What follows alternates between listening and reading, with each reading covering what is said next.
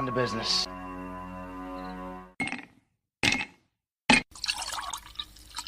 When he drinks, he thinks. That's the nectar of the gods, baby. Hello, everyone. Oh, my goodness. I forgot to turn on my lights. Hold on just a second here. I got so wrapped up in trying to make sure that the telephone number was working correctly, which I'm not even sure it is, that I forgot all of my lights. There we go. Now I'm up. Oh, what a wonderful way to end the 2022 year with this. Hey, first of all, thank you all for joining me. This is the Whiskey Musings Broadcast, and it is live, as you can tell. And I will be doing this for 3 full hours. This is my first my first 3 full hour show.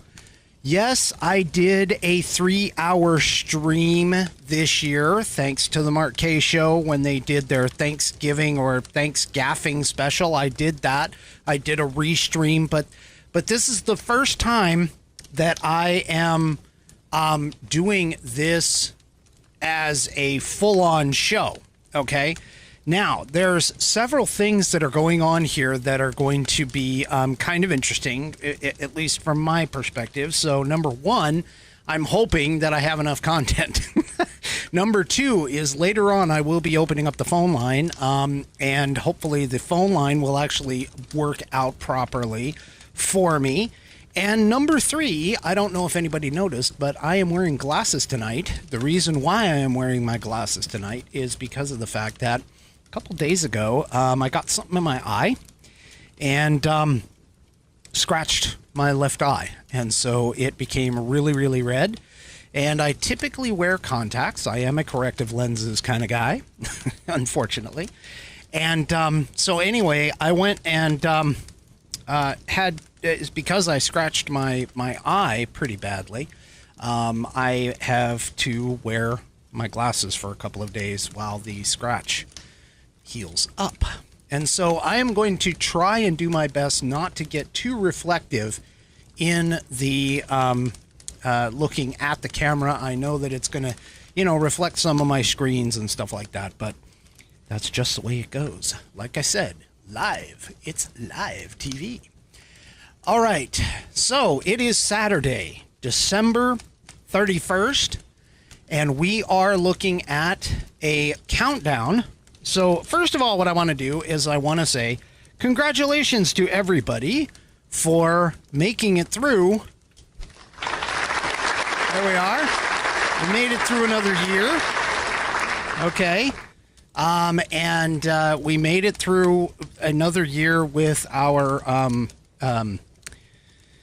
I could just say all kinds of words for that man, assuming that he's even a man. Of course, nowadays he might identify as something else. I don't know. Anyway, Joe Biden in the White House, yes, and the Democrats being in charge. Thankfully, though, at least the House of Representatives come January 3rd will be swapped over for that. And so, yeah.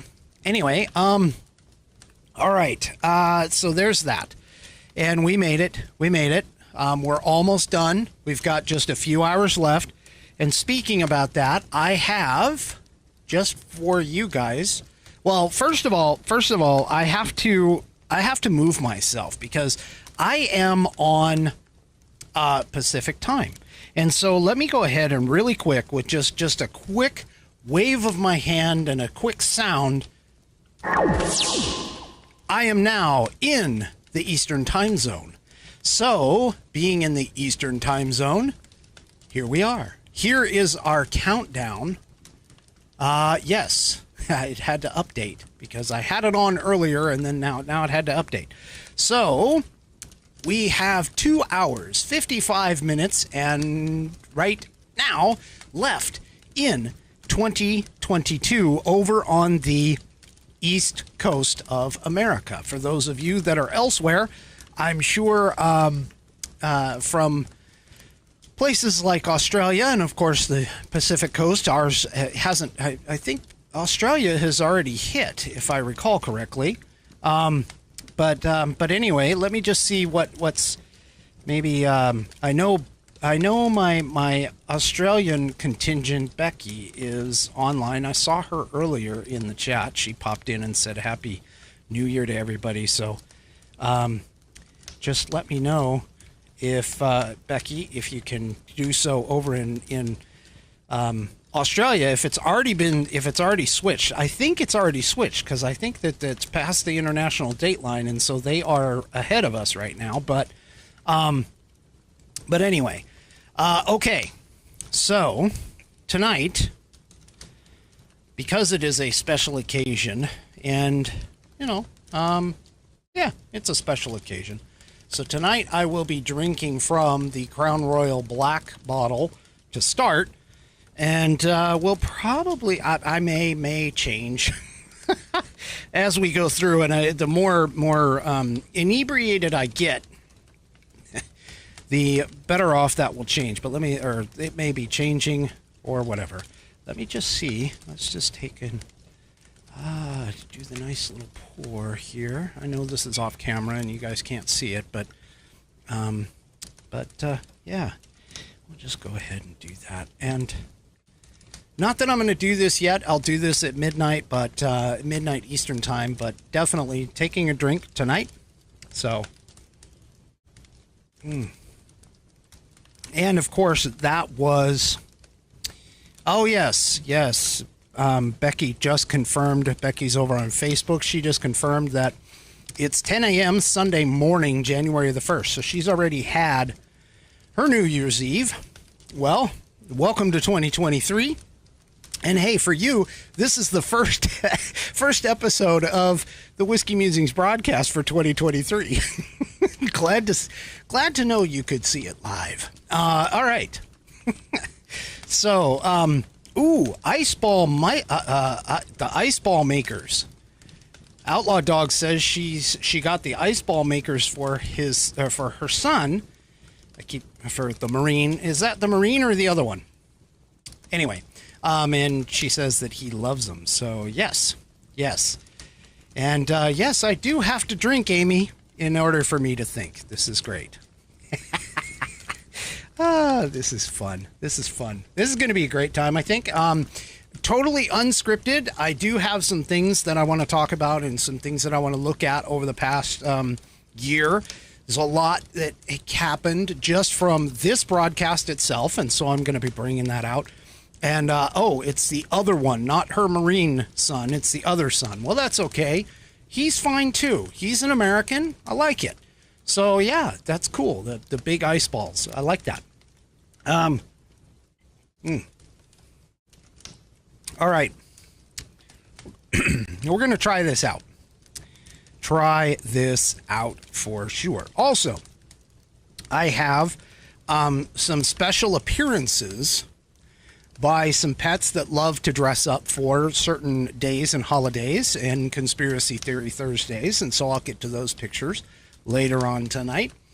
And as well, I will be hitting you guys. Sorry, but I'm going to be hitting you guys with a couple of different spots throughout the show. It being the first one, of course, being, oh, shoot, I've already forgotten. All right, the first one being, of course, the Institute on the Constitution.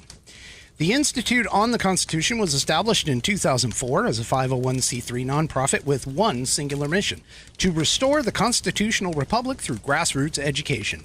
All courses and materials are developed using their primary source documents and taught from the American view of law and government as defined in the Declaration of Independence in the following 3 key points. Off screen. 3 key points. 1, there is God. 2, our rights come from Him. And 3, the purpose of civil government is to secure and protect our God-given rights. The IOTC offers the opportunity to educate yourself on our most precious founding document, the Constitution of the United States. They also provide tools to educate your community and get involved with local government. Start by taking their free U.S. Constitution course and go from there. Use my affiliate link, iotc.whiskeymusings.online, to sign up. And while you are there, take a moment to look through their other course material and information. My affiliate link, once again, is iotc.whiskeymusings.online to get great content to learn about our historical founding and support the show in the process. That's iotc.whiskeymusings.online. Or if you want to purchase this fabulous Saddleback leather-bound U.S. Constitution, which I know there is a young 12-year-old young man out there who has a copy. To support the show, go to constitution.whiskeymusings.online and take a look at this thing. This is just fabulous. It's about 1/8 of an inch of Saddleback leather. It has water-resistant pages. And check out that binding that goes all the way through. It is stitched all the way through the leather and the pages. It has a 100-year guarantee against defects in materials and workmanship for you. It is a great keepsake. If you didn't get one for Christmas and you didn't get one in your stocking, you can give them as gifts as well. These are awesome. So that is great. Go and check out the Institute on the Constitution today. They are a wonderful organization. I love it. And yeah, they are just absolutely great. All right. Tonight is a Saturday night show. So, of course, we go into our On This Day in American History.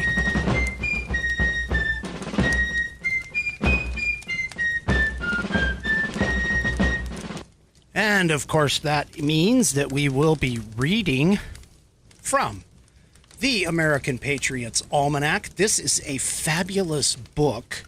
They might actually even have an updated one. This one was revised, updated, and expanded. But William J. Bennett and John T.E. Cribb, let me get that into the camera there. William J. Bennett and John T.E. Cribb are the people who put this together. These are daily readings on America, and this is awesome. I love this book. I read it every Saturday night, and for the particular date. And today's date, of course, is December 31st, and it is apropos to mention one of my favorites presidents of the United States, Ronald Reagan. In 1974, then Governor Ronald Reagan of California gave one of his most famous speeches, known as his City Upon a Hill speech, because of his allusion to those words by John Winthrop, governor of the Massachusetts Bay Colony. These good words with which to end a year and begin a new one.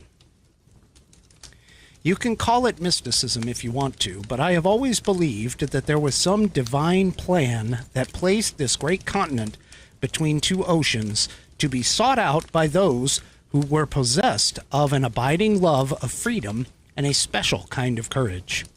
This was true of those who pioneered the great wilderness in the beginning of this country, as it is also true of those later immigrants who were willing to leave the land of their birth and come to a land where even the language was unknown to them.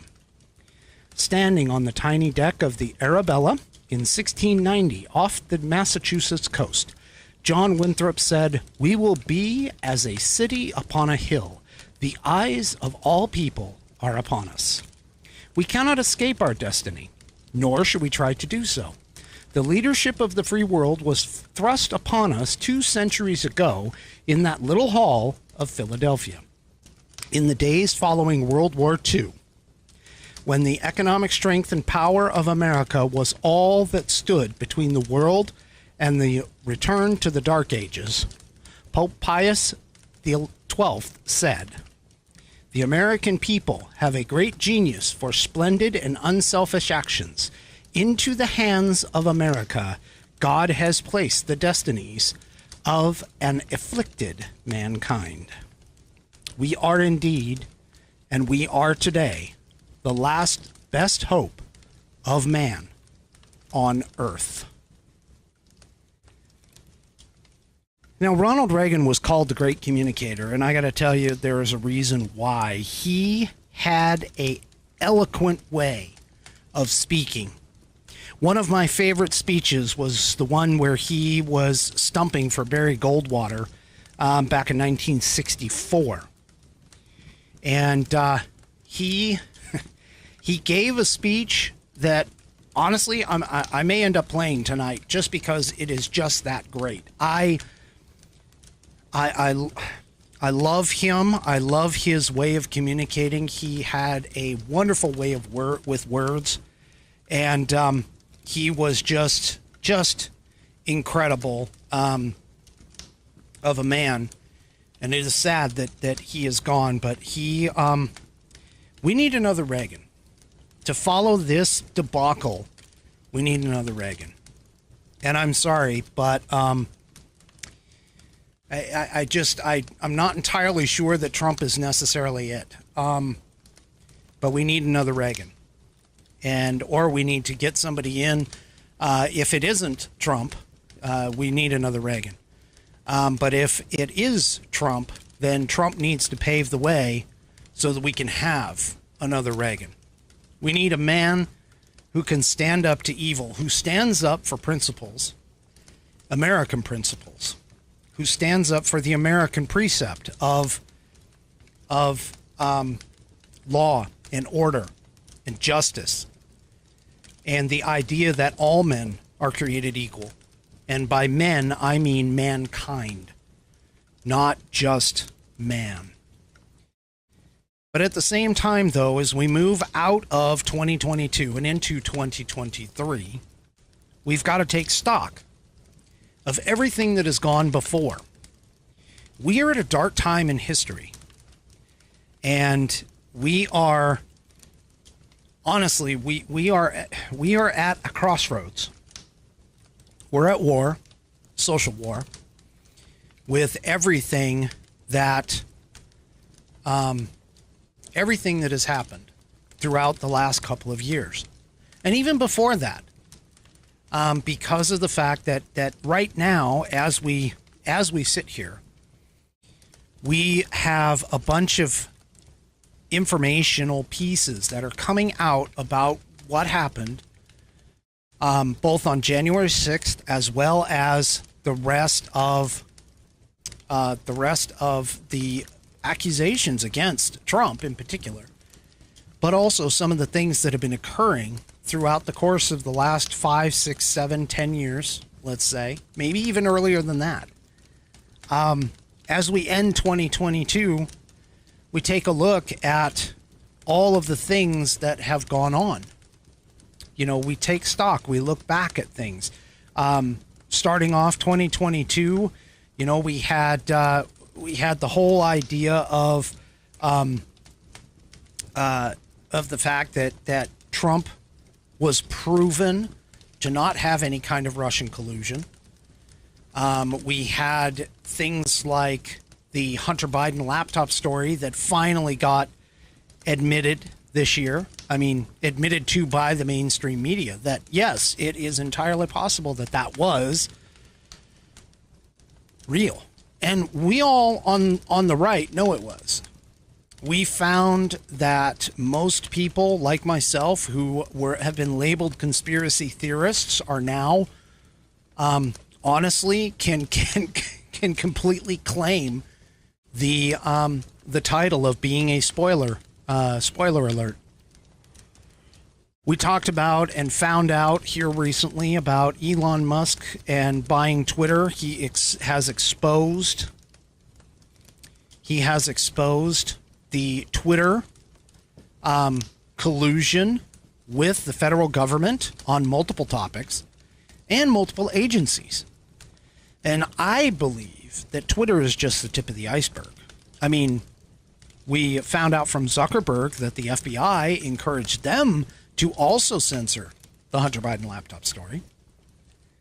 And honestly, I started out the year thinking that, you know, one of the biggest Watergate type scandals was the whole idea that, you know, the Russian collusion was a hoax.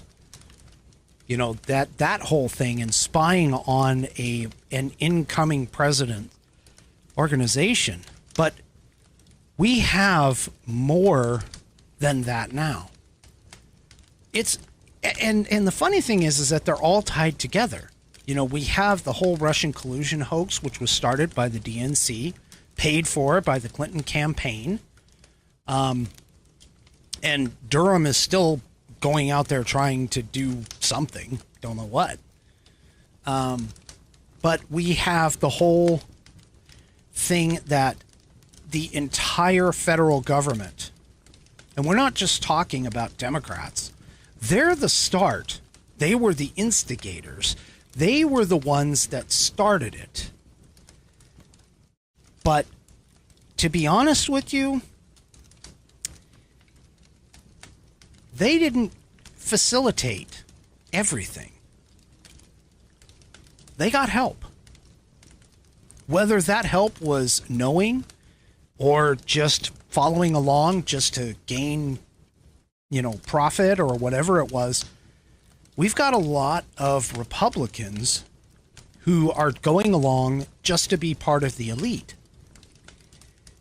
And I would say next year, one of the things that we do need to focus on as a country and as a group of individuals who want to bring America back to where she was is literally, we need to start campaigning against these people. We need to start getting them out.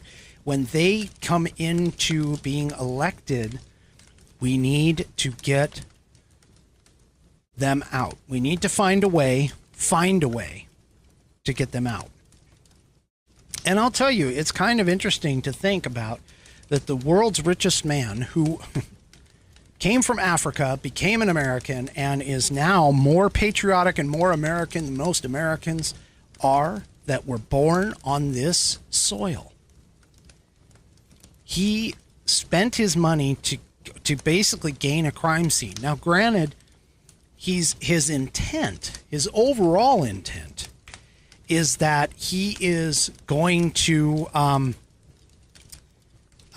hopefully turn Twitter into something where he can make a profit. But honestly, I believe his motivation was a lot more than that. Okay. But realistically, if we think about this time frame in our world, we actually have seen this before. Believe it or not, we've seen it. We've seen something like it in the 60s. Think I'm lying? I found this guy, and, I've only seen one of his episodes. I've only read one of his things. And honestly, I'm going to tell you right now, this guy has some serious chops. Someone to listen to. Let me tell you who this person is. He's a former FBI agent turned political commentator. And he put out a report through the course of a few years. I've only been able to find a few from starting in 1963 all the way up to 1966. His name is Dan Smoot, S-M-O-O-T. And the one that I happened upon was one of his later episodes. And what's funny is he actually filmed these episodes. And I'm going to show you one. I'm going to play you one here in just a minute. Play you a part of one, I should say. But he filmed these episodes and would put them out on social media, or not social media, because social media didn't exist then. But he broadcasted them. I don't know how. I don't know if they were on like television stations or whatever. If chances are they were, although I couldn't find any. He mentioned sponsors. But the thing about this is that he talked about the difference between a constitutional republic and a democracy. And he published these reports. He's got them in both PDF. I've put a link to the site that has the documents, and from there you can bounce and find other places where he printed these reports on, I believe, on his own. And it was called the Dan Smoot Report. And in moving into 2023, oh, it looks like Buddy Weiser says they were on PBS. You're right. They probably were. All right. Thank you, buddy. But the Dan Smoot Report, he's got some really interesting things to say. And I'm going to say this. If I ever had a resolution, and I don't necessarily fall into the whole New Year's resolutions because they never really do anything for me. I usually keep them for maybe at the most 30 days and then I abandon them. But this one, I'm going to investigate these and I'm going to try and read through them. Just like reading through these guys put out by Hillsdale College, the Imprimis, which you can get both in print like I do, or you can get it digitally. You just go to hillsdale.edu, I believe. And yes, hillsdale.edu, and you can sign up to get them. They are free. They put them out. They're digests of people's, conservative thoughts and speeches and writings and things like that. But you can take a look at those. But I'm going to add the Dan Smoot Report to that, because I think that they are still applicable to today's situation, to where we're at today. So let me go ahead and give you just a snippet of the Dan Smoot Report, just so you can see what I'm talking about here. All right. A constitutional republic, not a democracy. The ideal of a democracy is universal equality. The ideal of a constitutional republic is individual liberty. A democracy always degenerates into dictatorship, which promises government-guaranteed equality and security, but it delivers nothing but poverty and serfdom for the people it robs and rules. America was founded as a constitutional republic to safeguard the liberties of the people against the tyranny of democracy or of one-man dictatorship. In this century, great strides have been made toward the goal of subverting our republic into a democracy. The foremost tactic of the subverters is subversion of language. By calling America a democracy until people thoughtlessly accept and use the term, the totalitarians have obscured the real meaning of our principles of government. That is a summary of my report on a constitutional republic, not a democracy. The full report after a message from my sponsor. And as you can see, this was back in 1966. And honestly, I got to tell you, this guy's onto something. If you get a chance, check out his Dan Smoot Report. Let me see if I can. Oop, that's not it. It's this one. Here we go. So let me also show you just here is, not that. I want this right here. Same thing, just a little wider. Nope, that one. Wait, what the heck is going on here? Here we go. There we go. All right. Like I said, technical difficulties. So this site, and here's a color picture of him, at least I believe. But anyway, this site is the Dan Smoot Report. It's called Federal Expression. It's a WordPress site that somebody puts together and has a bunch of links on it. And each one of these links goes to, let me see. Oh, not that one, obviously. That one didn't work. How about this one? So each one of these goes to a PDF document that he put out, and he wrote about these things. And it's just amazing to me, just the similarities between, and it is in the show notes, by the way. Outlaw Dogs threw it up here, but it is in the show notes also. It's the Dan Smoot report. You should see the resource page. It'll say Dan Smoot report resource page at the end of the link. But he actually put these out, and these aren't all of them. I was only able to find, and apparently this website owner was only able to find, a few, probably about, I don't know, maybe 50 or 60. But, this is the thing that is out there about this. He's got a bunch of things. And he's talking about, just for an example, he talks a little bit about the United Nations. He talks about the Civil Rights Act of 1963. And one of the things that I'm going to tell you right now, as far as I'm concerned whenever you're looking for the originalist viewpoint of our country, you've got to get as close to and read from documents and sources of information as close to the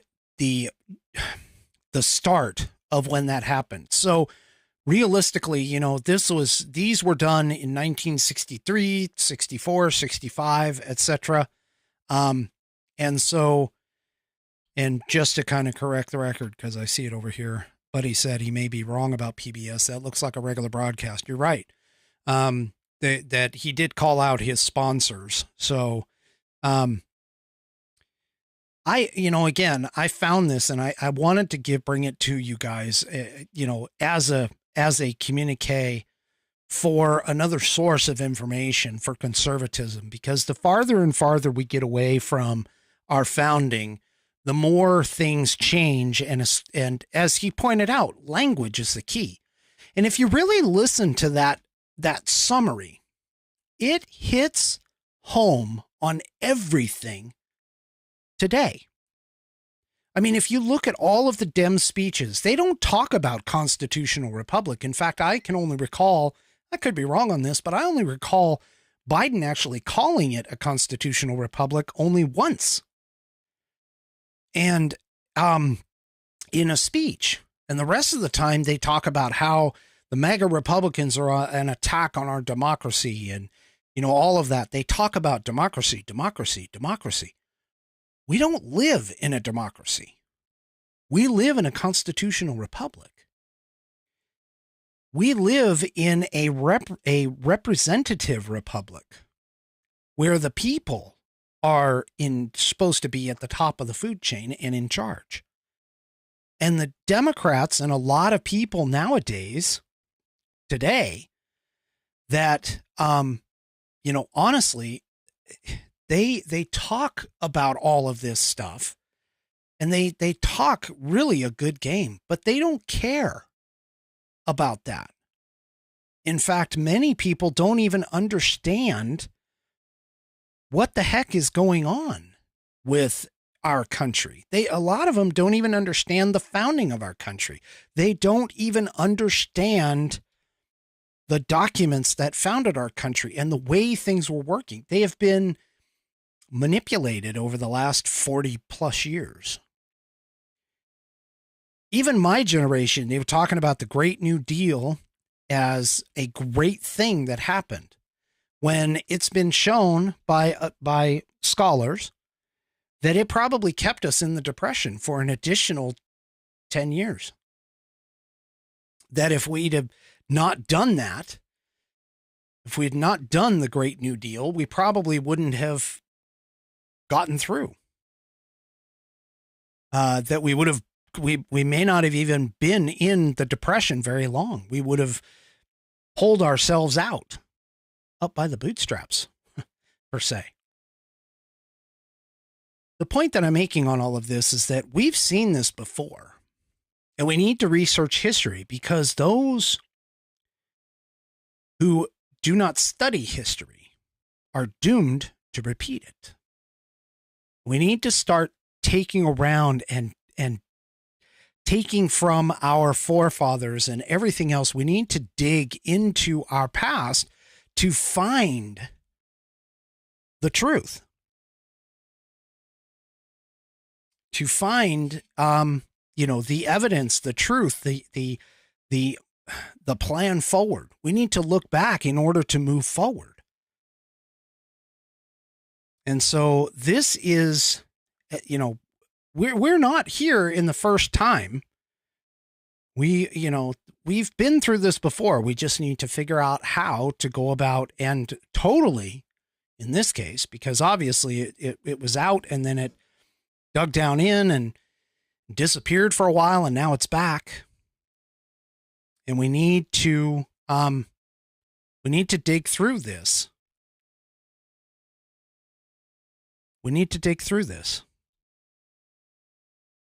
Really quickly, Mama Five Kitties, have a wonderful New Year's. Thanks for stopping by, and enjoy your New Year's Eve into New Year's Day. All right. But I wanted to bring that guy to your attention because I think he has a lot more to say. I heard that. I happened to stumble upon it. I heard that first paragraph and I said, oh my gosh, I need to get this out. I need to push this out to everywhere. And so that's essentially my suggestion to you for necessarily a New Year's resolution is check this guy out. Let's take a listen to see back then, this guy's opinions, and he was a political conservative. So do yourself a favor, do all of us a favor and dig in, really dig in. You don't necessarily have to agree with him on everything, but dig into, at the time dealing with the racial tensions and all of those things. I mean, even Malcolm X, honestly, has some things that he stated that were true today in terms of talking about, for an example, the white liberal not being a friend to the African-American population. This is true today. They aren't. Anyway, so like I said, I wanted to bring that to your attention. All right. So,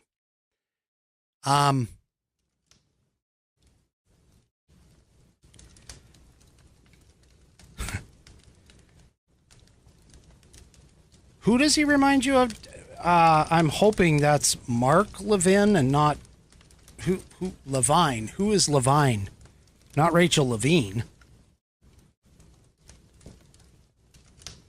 Anyway.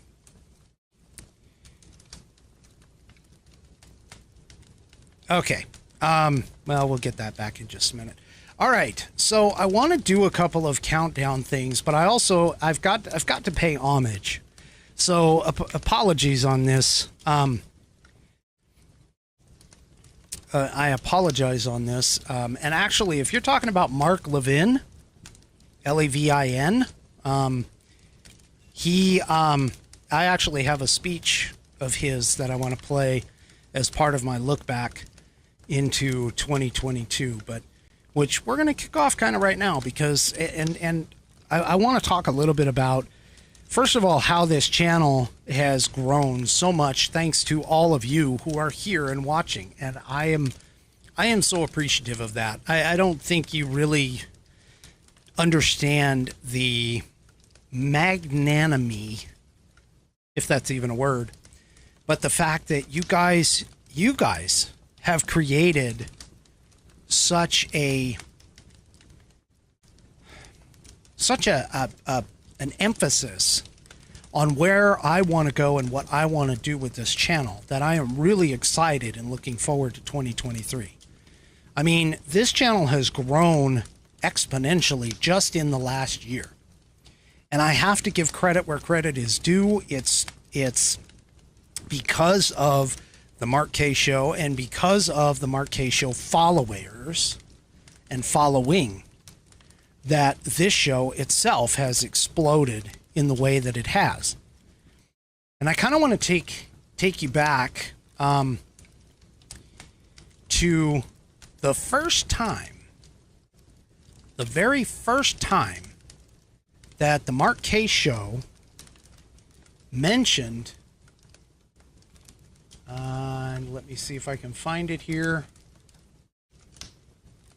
Yeah, I want to take you back to the very first time that the Mark K Show mentioned this channel, my channel. And I believe it's this one here. So let me go back to here. Go with that. Go here. And I believe it's this one. Yep. 18th of April, 2022. Whiskey Musing says, unfortunately, I expect Washington will go blue regardless since we have the easily manipulated all mail-in voting. Whiskey Musing also apparently has a bit of a following on Rumble. Whiskey Musing. I follow Whiskey Musing on Rumble. Oh, do you? Do I? Maybe I don't. He said he just passed 500. Whiskey Whoa. Musing, what do you do on Rumble? Muses Do about you whiskey, muse I would imagine. about whiskey? What is your favorite whiskey? I recently had a bourbon called Widow Jane, and I haven't had many bourbons. Like Whittle Jane? Like a little Jane? Like a little bit of Jane. No, like look, there's Whiskey Musings. Subscribe. Oh, look. The Twists of Twitter tabled me. Oh, the Twits of Twitter. Oh, it looks like it's about whiskey, but it's about politics. Oh, is he a bunch of anecdotes? What do you mean? Like just puns about whiskey and... I mean, here, go see. Oh, wait, I just got a note from Keith. Wait, what was I doing? saying? Oh, I was looking for Whiskey Musings on Oh, Rumble. yeah. I was gonna... You ever forget what you're saying and then do something and then forget what else you're all saying? the time. Whiskey Musing. And then your wife will misspelled say, you were saying this, and then you still forget what you were saying? Yeah, something like that. Here. Here's a little sample. Drill, baby, drill. Cool hat. Are we playing some musings by whiskey? I was going to, but it says there's zero. Believe that one? Let's try this one.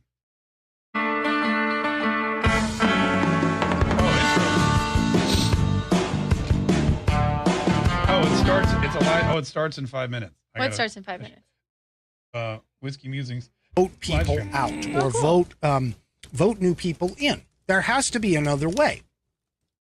And I like the fortunately, our forefathers created such a path, and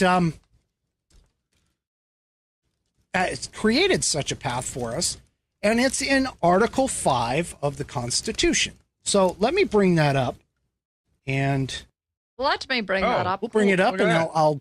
let's just go ahead and Did he bring read. it up? He brought it up. Oh, wow. Dude, it's like high tech. We don't ever bring Yes, it up. right? We never bring anything. We could bring it up. That's great. That'd be all you probably. It's all going to be done with that computer. Yeah, that's just an added Like headache. if you could probably link your iPad, and so when you're scrolling through an article, they can see it with you. But I guess that's the whole point of you reading the article is Yeah. they don't need to scroll. Hold on, wait. This is a Christmas special. I want to see the Christmas special. It's probably called Eggnog Musings. Oh, it says 0. Whiskey Musings. Why does some of yours say 0? 0 what time? Yeah, 0 time. What's the second one? All right, let's try the Maybe last he was one. going to go live Let's and go to never the did. Twits of Twitter. There we go. Into the digital radios. Oh, he's in a... Hey, Got a pleasant if you- voice. Yeah, he's got some casts in the background. Is that Whiskey Musings voice? Yeah. We're on his Rumble page right Down to now. business. That's cool. 15 seconds. Oh. Oh. I know what that is. Oh, I love it. I love drinks, that. We got to add that he to our intro. thinks. That's the nectar Oh, is that of his the intro? gods, baby. Yeah, it's part of his intro. The Ice on Rocks. Hello, everyone, and welcome to the #1 liquid-fueled, liquid lubricated. That We're was back. a little bit of a delay. Oh. I love that. Hey, we All right. Yeah, this one's kind of a preview for what's coming up in the near future. But so that was the very first time that this broadcast, and of course my fandom of the Mark K Show. I mean, everybody knows that I'm a fan of the Mark K Show. Most of my subscribers, the good majority of my subscribers are also Patriots as well, which is really, really cool. And it was so awesome. I mean, even though it wasn't mentioned on air per se, at least not right away, because that kind of started the entire, shall we say, explosion of this particular channel and of my desire to push farther into getting getting the three of them on and to do interviews. Now, thankfully, Hannah did me a favor, and a really big favor, and she popped in and it let me interview her as the first one, and then of course I followed on with Jay. But realistically, it was shortly after that show that I offered to Mark to come on and be interviewed, and I don't think the former guy, Josh, passed that along to Mark, probably because Mark gets a lot of those. I don't know. But the point that I'm trying to make here is looking back on 2022, that was the initial start.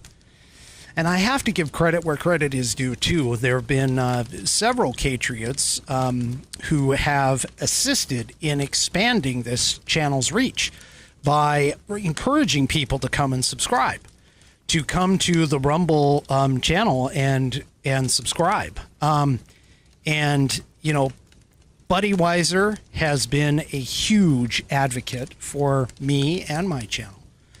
He and I have had conversations both in the chat and outside chat via email and things like that. And so I have to give a shout out to Buddy as well. Buddy has really, really pushed this. And then, of course, we have Outlaw Dogs. Outlaw, who attempted and volunteered and attempted to do a live broadcast or a live catch of a Trump rally. And unfortunately, technical difficulties, things like that. But that's okay. And then it expanded from there. And 2022, looking back, especially on this channel's reach and expansion, I'm looking to push it even farther. But I couldn't do it without any of you. And I definitely couldn't have done it without the exposure that I gained from the Mark K Show and from Hannah and limited amount Josh and definitely Mark. And Mark pushing it and everything else. This is, I don't know where this channel would be if it hadn't been for those folks and for you folks. So, thank you. I appreciate everything that is done. I can't tell you, 2022 has been just a banner year for this channel. And I've tried to up my game, adding several things throughout the course. Not at all, not at all out there as far as things like trying to up my imagery, trying to up my quality of reporting, trying to up, you guys are driving and pushing me to become a better version of myself for you. It's a cyclical motion, I guess you could say. The more that I expand and grow and get more subscribers, the more that I try to bring quality information and entertainment to you. Hang on just a second. My puppy wants out of the studio. Hold on. I'll be right back.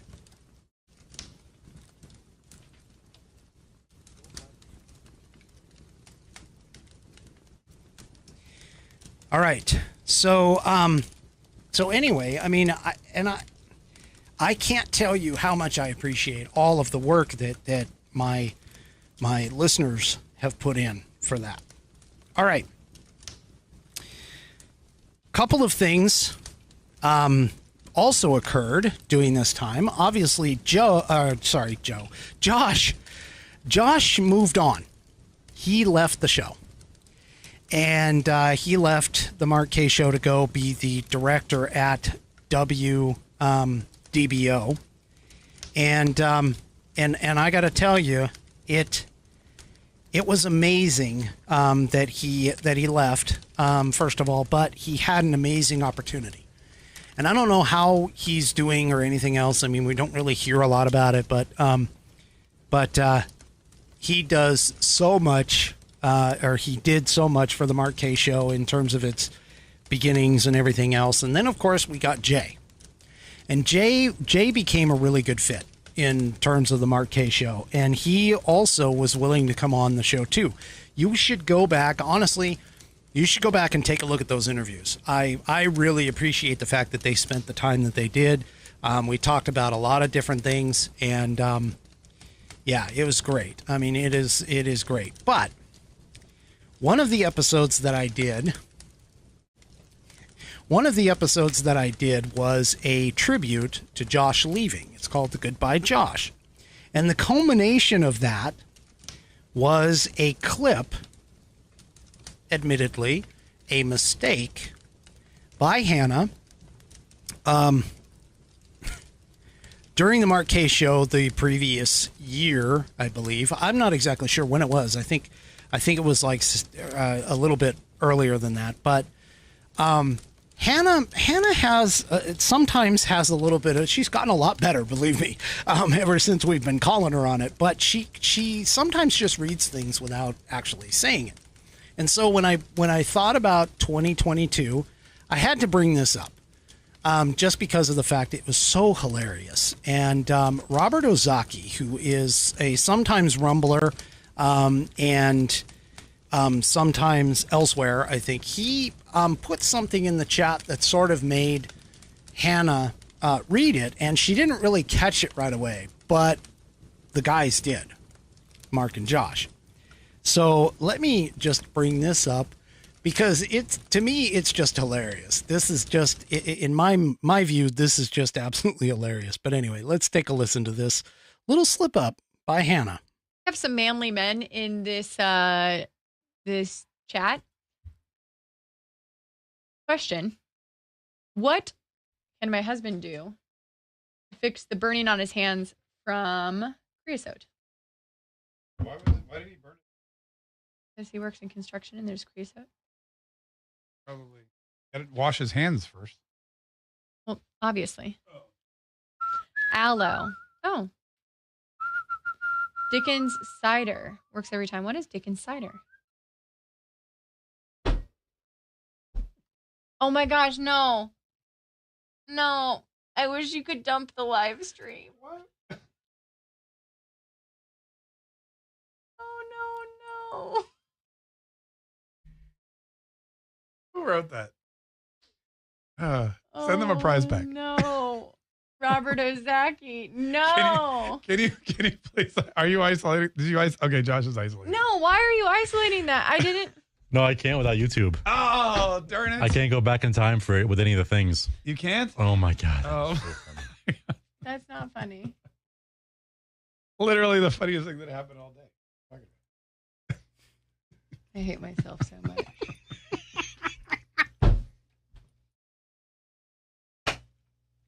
I didn't know. I was just reading.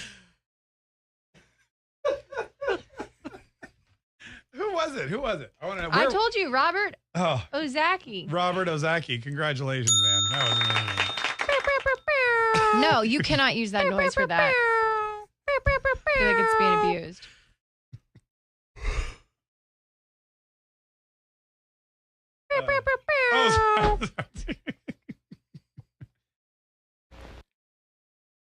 Okay.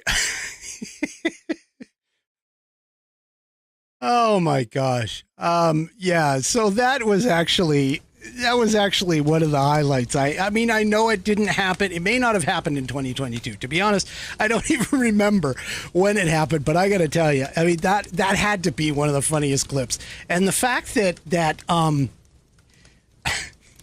the fact that she, you know, she admittedly, I've told her that I have that piece. So I went back and pulled it. Robert Ozaki pointed me in the right direction. He's like, oh, it happened on this episode. And I said, okay, well, that's fine. And I went and grabbed it and threw it on the clip. So I thought for tonight that I would definitely pull that up because, of course, that was a goodbye to Josh. Because that was probably, at least as far as I could tell, that was probably one of the funniest incidences that happened. Now, supposedly, and if somebody can help me find this, supposedly before Hannah showed up, there was an incident that had something to do with stick figures. So if you happen to know, if you've been, and this was prior to my becoming a Marquet Show fan, because I actually, being in the Northwest, I didn't pick up on the Marquet Show until after Hannah had already joined. But if somebody can point me in the right direction and we can find that episode where they were talking about stick figures, I will go ahead and cut it. I will take it and cut it for you. Or for me. However you want to say. Okay. So, you know, one of the other things that happens on this show, and I'm going to step away from the Marquet Show just for a moment. I'll come back, but just for a moment. One of the things that happens on this show is I have a friend of mine, good friend of mine, who it goes by the name of Captain Unicorn. And Captain Unicorn and I have been friends since high school. And our relationship has kind of been in and out, as most do because of life. But we recently got back together and, met back up with one another. And then I started this channel. And at one point I was struggling. And so I asked him to be kind of my guinea pig as in terms of interviewers. And so he came on and was a guest. He's been a guest for every Thanksgiving episode and every Christmas episode where I have been interviewed him, and where I've done things like Christmas, unique Christmas gifts. And he's come on. But one of the things that you guys haven't seen from him, I mean, you can go back and take a look. There's 6 episodes with him in it. Actually, there's 7 because I brought him on for another one after what had happened at January 6th, and where I think and where we go from there. I believe is the title. You can go back and take a look at those. But one of the things that Captain Unicorn does. So first of all, he's a pretty big guy. He's a little bit bigger than I am. I mean, in terms of height, and obviously going along with that, he's a little bit bigger in width. But he's one of those types of people that, in order to look less menacing, he likes to do things like dress up and have fun. And so one of the things that he does is he will go and dress up in a unicorn outfit. In fact, I went over to Spokane on an unrelated work trip, and I went over to his house and had dinner, and he greeted me in this blow-up unicorn suit. So because of that, I went and found on the internet this clip that I'm about to show you, and I basically asked him, I said, hey, is this you? Just joshing with him and everything. So apparently, I didn't know this, but unicorns are actually very athletic. And they are so athletic that they have their own gymnastics. Check this out. There he is on the bar, and he goes around and around, and there he goes all the way over. Now, obviously, that's not him. But I saw that, and I had to. Number one, how are you? Hang on. I'm good. Sorry. Oh, good. Are it you just ready? went ahead and played in my playlist. That's for later. But I wanted to show that to you because that was a clip that I wanted to play. Yeah, I was joshing with him. I wanted to play that for him one night here recently, the last Thanksgiving episode, and I didn't do it. So anyway, I figured I'd give it some time. There's also a commercial, which honestly he put me onto. Let me see if I can find it really quick here. Yeah, actually, it shouldn't take me too long.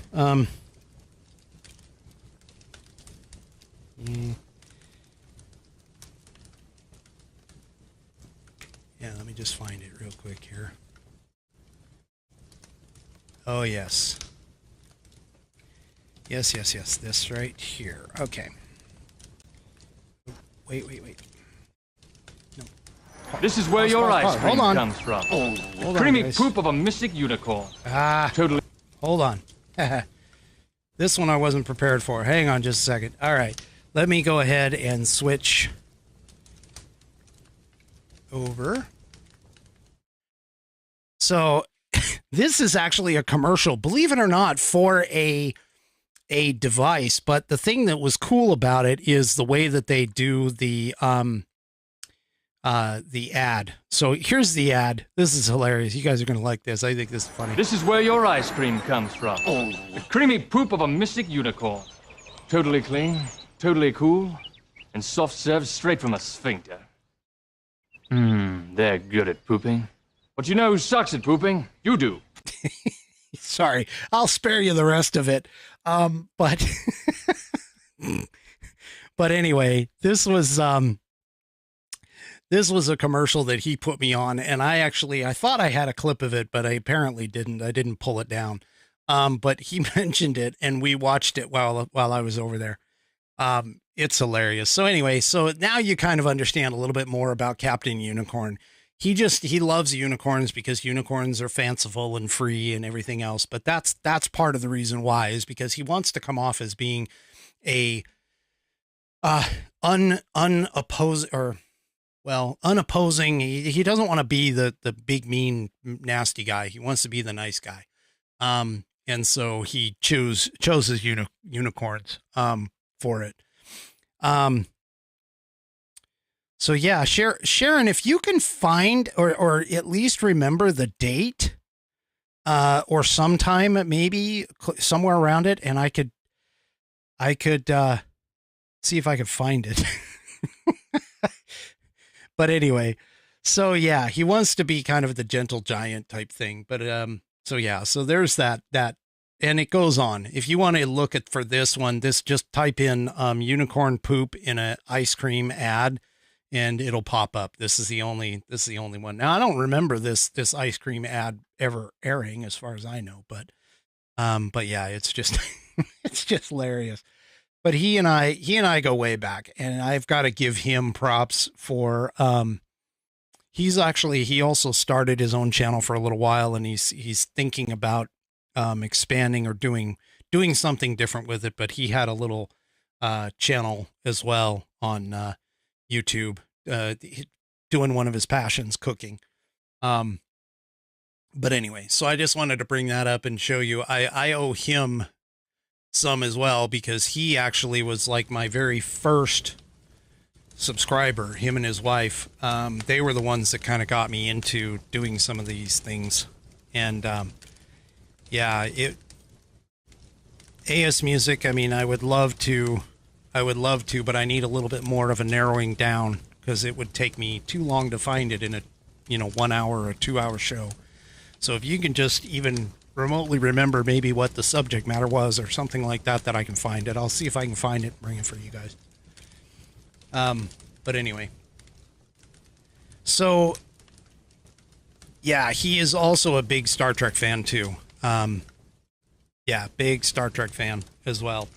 And he and I have like tossed and passed gifts across to one another. He got me a bottle of Chivas Regal one time, which is a scotch that I actually don't mind, which is amazing, because I'm really not into scotch that much. I am into Irish whiskey and Kentucky bourbon, and even Tennessee whiskey. I'll do some of those, but scotch is just not my favorite. But anyway, so okay, so my next clip my next little video thing that I want to share with you is actually from, let me remove that.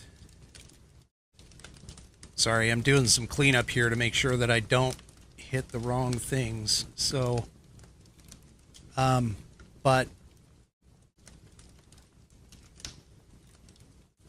this one goes to, okay. There we go.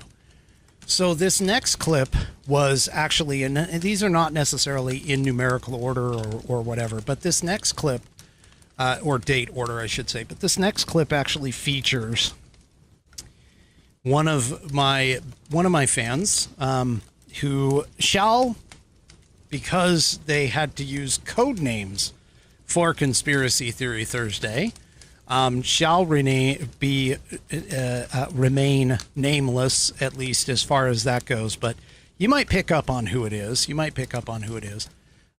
When you listen to this. But this person called in and came up with a very creative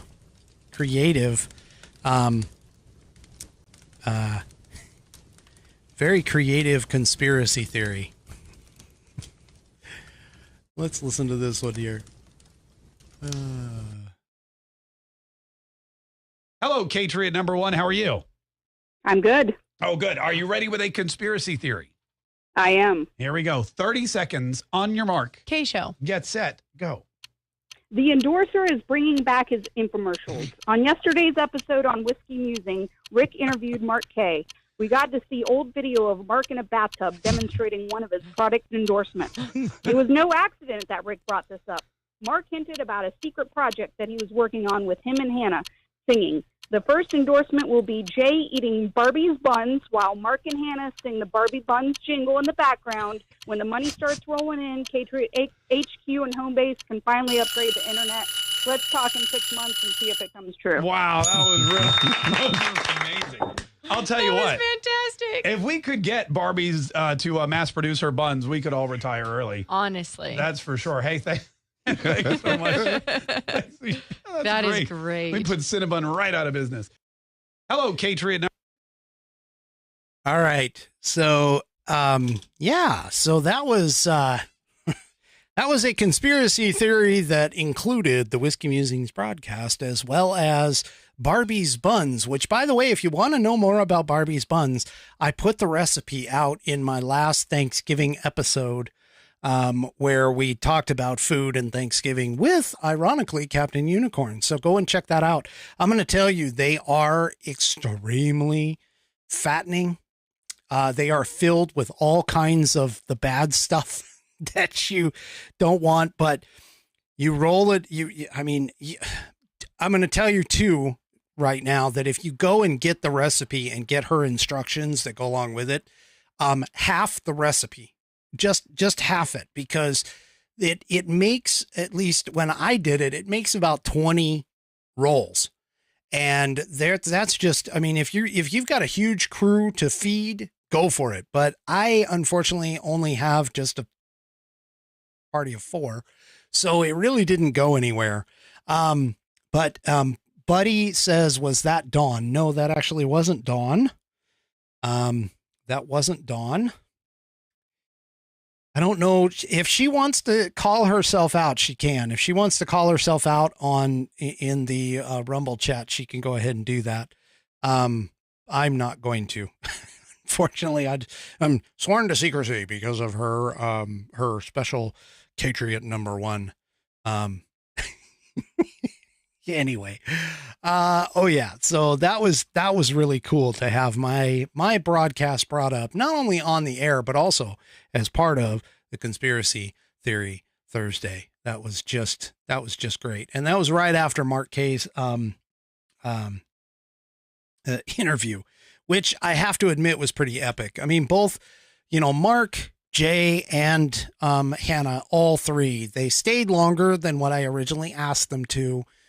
They were great sports about it. It was really cool. I'm sure that some of the questions that I asked were, kind of amateurish or whatever, but, maybe not especially Mark, what Mark is typically used to, but it was a great experience and I loved it. And it was really wonderful. And I think if you guys, get the opportunity, go back and take a look. I'm probably going to go back and watch them as well, just to critique myself. But they were great sports, and they just had I had a wonderful time interviewing them. I would love to have them back on the show sometime, in the future. And, maybe we can talk about some other things other than just politics and things like that. But anyway, so there's that. And, to be completely honest with you, I think I'd have to go look. But I believe that let me see what my videos, which ones, I have to go to my actual. Okay, hold on. I got to go to my actual channel. And let me see. What do we have here? If I sort by the total number of views all time. Oh, my Independence Day special episode number 12 still out. Actually, no, it's been beat. So my number one viewed video on Rumble is the Mark K interview, episode number 148, and it had almost at 1750 views. So it's 1,750 views, and it's actually gained 100 rumbles at this moment. And then underneath that, the next one in line is my Independence Day special at episode number 12. And then following that is Hannah, Guile, and then the Goodbye Josh episode. And that kind of rounds out the top 4, I think. So, yeah.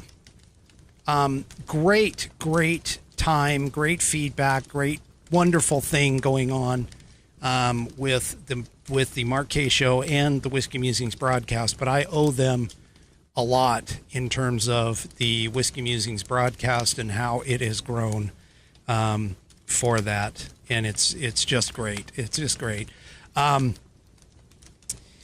Yeah, and Jay coming in, to be honest with you, it's not that Josh was that bad. It was just Jay that, Jay came in and he has kind of taken on, the role and actually getting on the mic, and has gotten comfortable with that. And so, Jay's done a great job. I think he's a great addition to the team, and I hope he decides to kind of stick around. I know that he was originally supposed to just be the backup, but he is really melded with the team and gotten together and has melded with all of us. And Jay just fits in. He wears these, sometimes he wears these ridiculous shirts like you've seen in a couple of the clips that I've shown.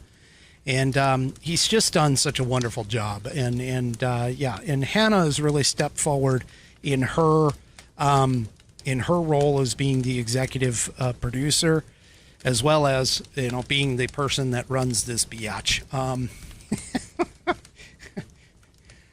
So anyway, so they have done such a wonderful job with that. And the last thing before I actually move on here, with the Mark K Show, the next thing that I have is, again, Hannah has gotten a lot better with just reading things out loud and not reading things out loud, but occasionally she has some issues. And this particular day, she actually did 2 in one day, which I, of course, had to go and cut and put them together. Now, the first part I wasn't aware of at first. I was actually kicked on by kicked onto it by one of the fans who basically said, "Hey, you've got to grab that one." But yeah, so these. Sorry, Hannah. I mean, you just open yourself up for some of these, but let me go ahead and bring this one up. Because this one is also hilarious as well, but this one is extremely short and it goes by very fast. So take a listen to this. All the sex, 8 partners a day. Oh my gosh, I'm gonna be wrecking some meat later. Hello, K-Tree at number 1. So just to give you an idea of what's going on with that, Hannah got onto this this carnivore type diet. And so in that particular clip, she was really hungry and she was saying she was going to wreck some meat later. Well, earlier on that same broadcast, she had made a comment about Joe Biden's flub, where he had been talking about, I believe it was his thing was gay bathhouses, and that how they had, something about sex all the time. And so she went ahead and she kind of tossed on the air. She was kind of saying, all of the sex, 8 partners a day. And so I grabbed that and I put together the other one with wrecking some meat later, which I thought was pretty cool for 2022. Just a couple of clips and that. Out of the Mark K Show featuring the Whiskey Musings broadcast, of course. All right. So going into our, into 2022, I mean, obviously this is going to be kind of a little bit of a downer, but I guess maybe, I don't know. We'll see. But one of the things that came out of 2022 was a bunch of obnoxious quotes and some really bad ones. I mean, this year it seemed to be a lot of people were taking a lot of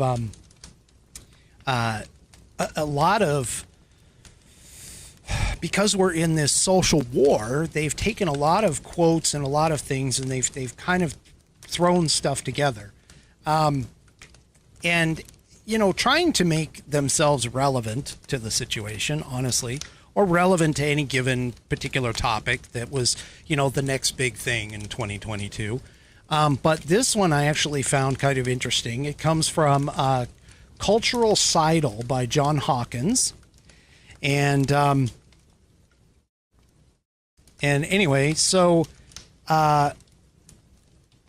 one of the things that he put out on December 27th was some of the worst quotes, or what he thought were the 25 most obnoxious quotes of 2022.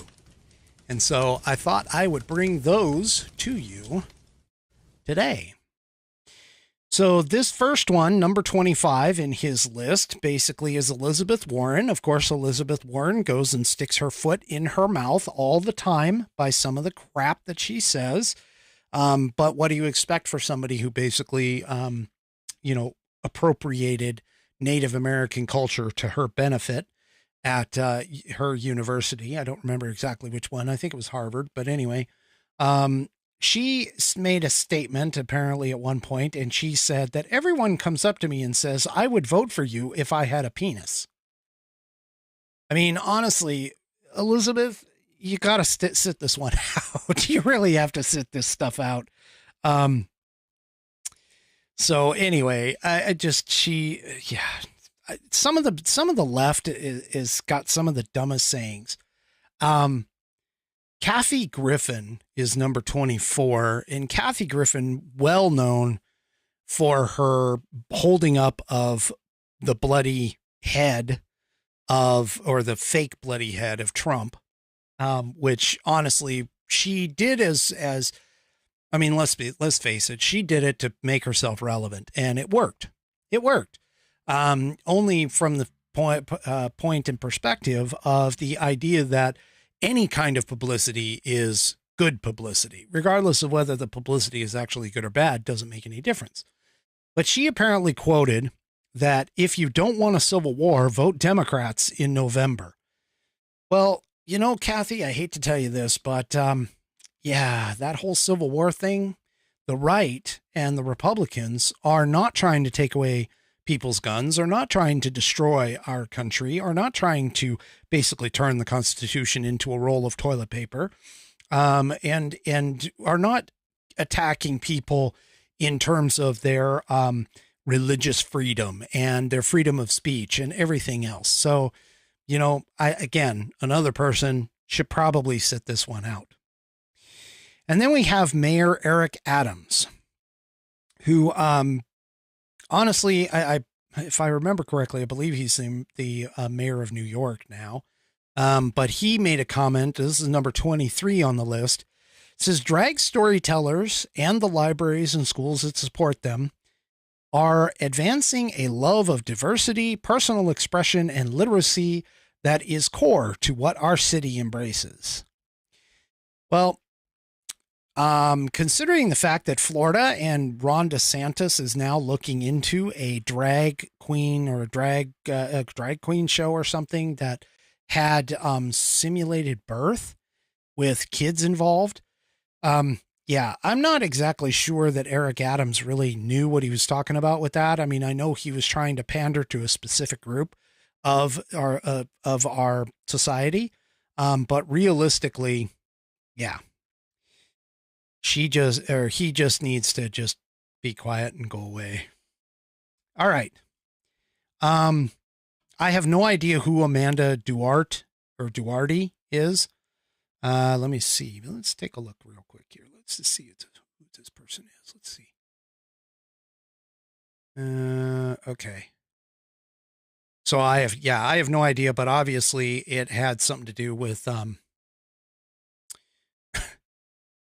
yeah, she obviously is not, just another winner. But anyway, she basically has quote number 22 of the stupid or obnoxious quotes. I do wonder how these white supremacist lawmakers would feel if their little white daughters were raped and impregnated by black men. On the possibility, she was commenting on the possibility of Roe versus Wade being overturned. Again, we're dealing with mental giants here, people. I mean, 2022 definitely was the year of the mental giant. And by that, I actually mean the mental, I'll just say it, the mental midgets, people who just are not freaking thinking all the way through when they say some of the crap that they do. Okay. So then Neil Steinberg put out a quote. It said, "Why restrict child porn, but not guns?" Yeah, that's a comparison that I really don't understand. Honestly, I really do. This doesn't make any sense. I mean, guns are an inanimate object. They have no feelings. They have, outside of their use as a tool, they really have no intrinsic value outside of that. Whereas a child has greater intrinsic value and their own personality, their own soul. They are a human being. I mean, what kind of an idiot would try and compare child porn to guns? Yeah, some of these I didn't even know if some of these people existed, but holy crap. All right, number 20 on this list is Cori Bush. Now, Cori Bush, for those of you that don't know, she has her own personal security with guns and everything else. And she basically says, and as her quote, "Defund the police is not the problem. We dangled the carrot in front of people's faces and said we can get it done, and Democrats deliver when we haven't totally delivered." Yeah, Democrats don't deliver anything but pain and suffering, really, and more taxes. They deliver that. They pay more taxes for that, too. Okay, so number 19 is James Carville. And his quote was, "I wish what they do is pass a law to make you immune from liability if you punch some unvaccinated person right in the face, which I'd really like to do. If you ask me what's my first reaction to you if you're not vaccinated, you don't have any medical reason not to be. You're a piece of shit, okay? I just want to punch you in the GD face." That's the way I look at these people. Well, considering the fact that we've been shown that the vaccine, first of all, doesn't do anything in terms of stopping transmission. In fact, there's even some question as to whether or not it actually did anything in terms of keeping people out of the hospital as well. But it definitely created myocarditis, which we're now finding out in young people, 18 to about 45, 49. Yeah, dude, this is not going to, you really were not thinking when you said this. And considering the fact that just in this year alone, the number of vaccinated versus unvaccinated deaths in this country from COVID has, vaccinated has superseded the unvaccinated death in this country. So in other words, if you've been vaccinated, more people who were vaccinated have died from COVID-19 than those who were unvaccinated, according to the latest statistics. So yeah, that one really didn't age well there, buddy. Number 18 on our list is Whoopi Goldberg. What a winner she is. yeah, she still has problems with things like the Holocaust and her Holocaust comments. But this comment is not part of the Holocaust, as far as that goes. So number 18, I still feel like black people still are where we were under the Emancipation Proclamation. What is happening? Yeah, she's a real winner. I would actually encourage Whoopi, if I had the opportunity, to take a look at people like, I don't know, Dr. Ben Carson, as an example. Colin Powell, Judge Clarence Thomas. You have people like Denzel Washington, Morgan Freeman. You could even go like Will Smith. You could even say people like Chris Rock and, Chris Tucker and just a whole bunch. I mean, yeah, it's statements like that are just incredibly naive, narrow-minded, and absolutely, just absolutely horrible. And Buddy pointed out Obama as well. So anyway, she's just a uneducated, liberal, honestly. And, she used to, funny thing, we used to have a lot of funny comedians, but comedy nowadays, you can't even touch it unless, of course, you look at guys like that were part of the blue collar crew. Bill Engvall, Jeff Foxworthy, Larry the Cable Guy, Ron White. I like Gabriel Iglesias. I like Jeff Dunham. There's a bunch of people out there that I actually enjoy that are actually still comedians. Anyway. Yeah. Okay. So let's see. Number 17 here on this list of the most obnoxious quotes, came from Billy Eichner. Who is Billy Eichner? Let's see if I can get a picture of Billy Eichner here. Let's just take a look at this, because some of these people I don't even know. Let's see who Billy Eichner. Oh, okay. Billy Eichner, apparently, I don't know, some leftist. But anyway, they basically say, get your fictional, hateful Bible stories and your fake fictional religious BS out of our effing lives. F you. Yeah. Okay. We still haven't, it's not entirely fictional. I can tell you that. Science has actually proven the Bible is more close to actual scientific history than what a lot of people originally believed in the first place. They know about the Great Flood. They know about, they found the Ark.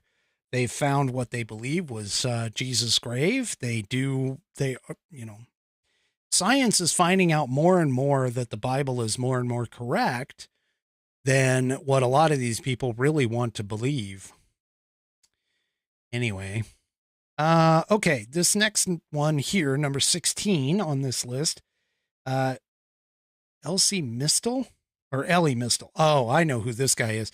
It's this guy over here on the right-hand side where the arrow is pointing. It's actually, this guy is, oh God, I don't even, I hate to even listen to this guy. I really do.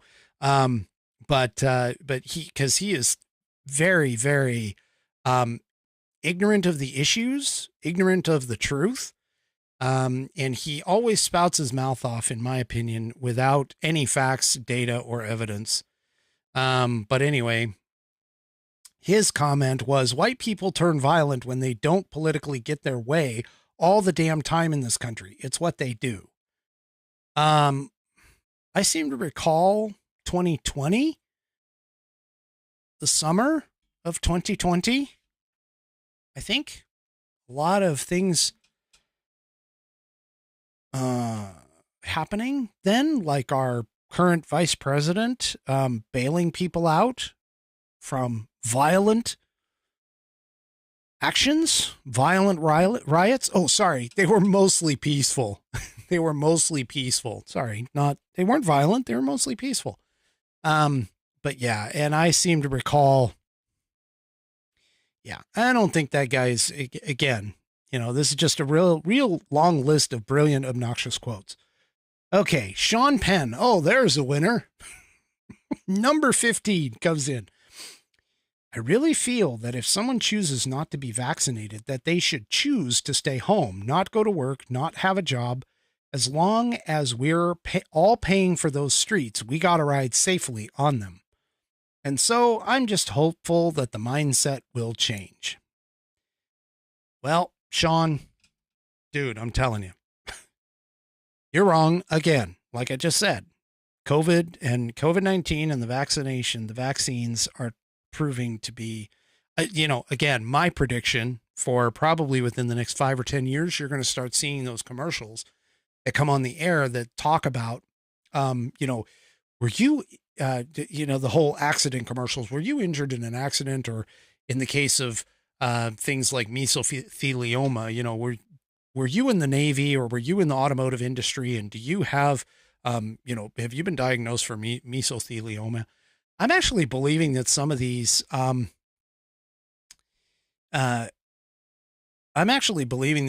people really are going to be eating their words here in about 5-10 years with that whole thing. Now, don't get me wrong. Okay. I'm not saying that getting the vaccine was the wrong decision for some people. I'm going to be honest with you. Like I've said on this program before, and I've said it again, my mother got the vaccine. She got it, and it was her choice. She did it because it was at the time, the available time that we had, it was appropriate for someone of her age to go ahead and get the vaccine. However, my belief is that not everybody had to get forced to get the vaccine. And that's really the key. So I don't necessarily look down on people who did get the vax, but unfortunately, they have to believe, or they have to understand that they have to live by the result of their choice. And a lot of them are starting to regret that decision, which is unfortunate. And they will have to live by that decision and deal with the consequences. Thankfully, it seems to be at this point, only a small number of those consequences, that are really a small number of people who are having to deal with the consequences. But even a small number of people, I mean, the original SARS vaccine that came out, 32 people died because of it. 32. And they canceled it right away. This one seems to have been pushed a lot more aggressively, even though there were several that died within that trial. So, and it wasn't even like tested for transmission. It wasn't even tested to ensure that it would stop transmission. It wasn't even tested for that. And they said that if you got the shot, you wouldn't get the virus. Well, that was a lie. And it was all done to encourage people to get it. So anyway, we're going to have to see what happens in the near future with all of that. All right. Number 14 on this list, Sarah Rao, I think, RAO.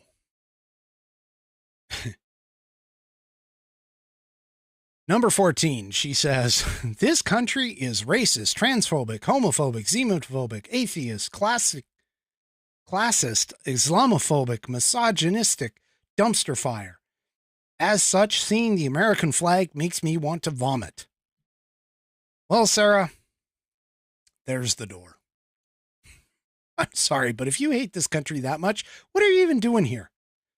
I mean, let's be honest with you. What are you even doing here? If you really hate that country hate this country that much, go somewhere else where you will feel better. Why do they keep sticking around? This is the same thing about all those celebrities and everything else who wanted to leave when Trump was elected president. Why are you still here? I mean, honestly, why are you still here? If this country is really that bad, go away. Anyway. All right. Number 13 is by our wonderful resident in chief, Even Dr. King's assassination did not have the worldwide impact that George Floyd's death did. Wow, those are really, really big words, Joe. Really big words. Not to mention the fact that, I mean, George Floyd, I still think he died from an overdose. I think there were complications with the guy kneeling on his neck and his shoulder, or on his shoulder, because I don't think he actually was on his neck. But realistically, George Floyd died because George Floyd overdosed on fentanyl. And fentanyl is very, very dangerous. A very dangerous drug. All right. So this one comes from Ketanji Brown Jackson, our newest member of the Supreme Court. Newest activist on the Supreme Court. Number 12. Senator Blackburn says, can you provide a definition of the word woman? Jackson, no, I can't. Blackburn says, you can't? Jackson says, I'm not a biologist. Yeah, she never should have gotten confirmed, in my opinion. I mean, that was just but how can you be one of the top judges in this country and not figured out how to know what a woman is? I mean, a woman, biologically speaking, gender speaking, is the female version of the human being. That's all there is. And in terms of, if you want an even further definition of what a woman is, it is a human who can bear children. Okay? Or once had the capacity to do so. That's what a woman is. I think that definition pretty much covers just about everybody who falls into that female category. And if you really want to get into it, then it's someone who is, at the chromosome level. Okay. That's the definition of a woman. I'm sorry. It just is. Anyway. All right. Number 11. Column by Emily Oster in The Atlantic. She said, let's declare a pandemic amnesty. I don't know what that was referring to, but whatever. Declare a pandemic amnesty. And amnesty for what? Amnesty typically means, they want to absolve somebody from something. That just doesn't make sense to me. But anyway. All right. Number 10. Healthy communities do not need police. That's LA mayoral candidate Gina Viola. Healthy communities do not need police. Police are there to enforce laws. Without them, there is no outside of human beings actually doing what they're supposed to do, which would be follow the laws. I'll admit about 80 to 90%, they probably don't. Or they don't need them that often. But anyway, yeah, just again, another intelligent person. All right. Number 9, from Ethan Klein. So there was a big protest outside the NRA meeting, which was good. Do we have any insight into what they are actually talking about there at the NRA meeting? That's today in Texas. Someone should bomb that building. Yeah. Why go? Okay. Again, it's been proven time and time again, all over the place. Not a single NRA member has been part of the whole mass shooting episodes. Not a single NRA member has ever participated in a mass shooting episode. NRA members are literally law-abiding citizens. They want to protect their Second Amendment right to keep and bear arms. And yes, they are a powerful lobby. I'm not going to deny that, but they have to be powerful, because if they aren't, we lose our Second Amendment rights. And why they have so much hatred toward them? I mean, even Ronald Reagan did a speech right after shortly after he was shot, in talking about the NRA. The NRA it may not be as strong as what it once was, but it is an organization that is designed to do one thing, and that is to protect the Second Amendment rights of the American people, whether you're a member or not. That's what they're for. That's what they do. I mean, I can remember Charles Heston being the spokesperson for the NRA. Anyway. All right. Number 8. From number 45 himself, Donald Trump. So, with the revelation of massive and widespread fraud and deception in working closely with big tech companies, the DNC and the Democrat Party, do you throw the presidential election results of 2020 out and declare the rightful winner, or do you have a new election? A massive fraud of this type and magnitude allows for the termination of all rules, regulations, and articles, even those found in the Constitution. Our great founders did not want war with, our great founders did not want and would not condone false and fraudulent elections. Now, this particular quote, why it even made the list, I mean, it is obnoxious, but it wasn't intended to be what a lot of people have glommed onto it to be. He wasn't necessarily talking about the Constitution, and I've even said this on this program. He wasn't talking about throwing out the Constitution. What he was basically saying, rightfully so, is that the Constitution does not have any provisions for this kind of a situation, and therefore we are in entirely new territory. I mean, I've said it on this program, and I'll say it again, and I'll keep saying it. The Hunter Biden laptop cover-up was probably the most important factor nationwide that altered the election. Now, that's the key, is nationwide. I understand that there is several unanswered questions about voting machines, but those are honestly on a state-by-state basis.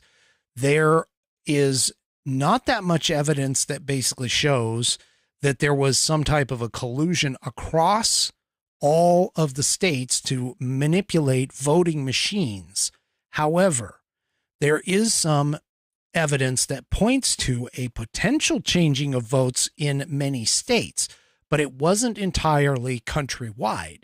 The thing about it is that we have to be able to go after or prevent, in this particular case, the mainstream media manipulating the minds of the people, which is exactly what they did with the Hunter Biden laptop suppression.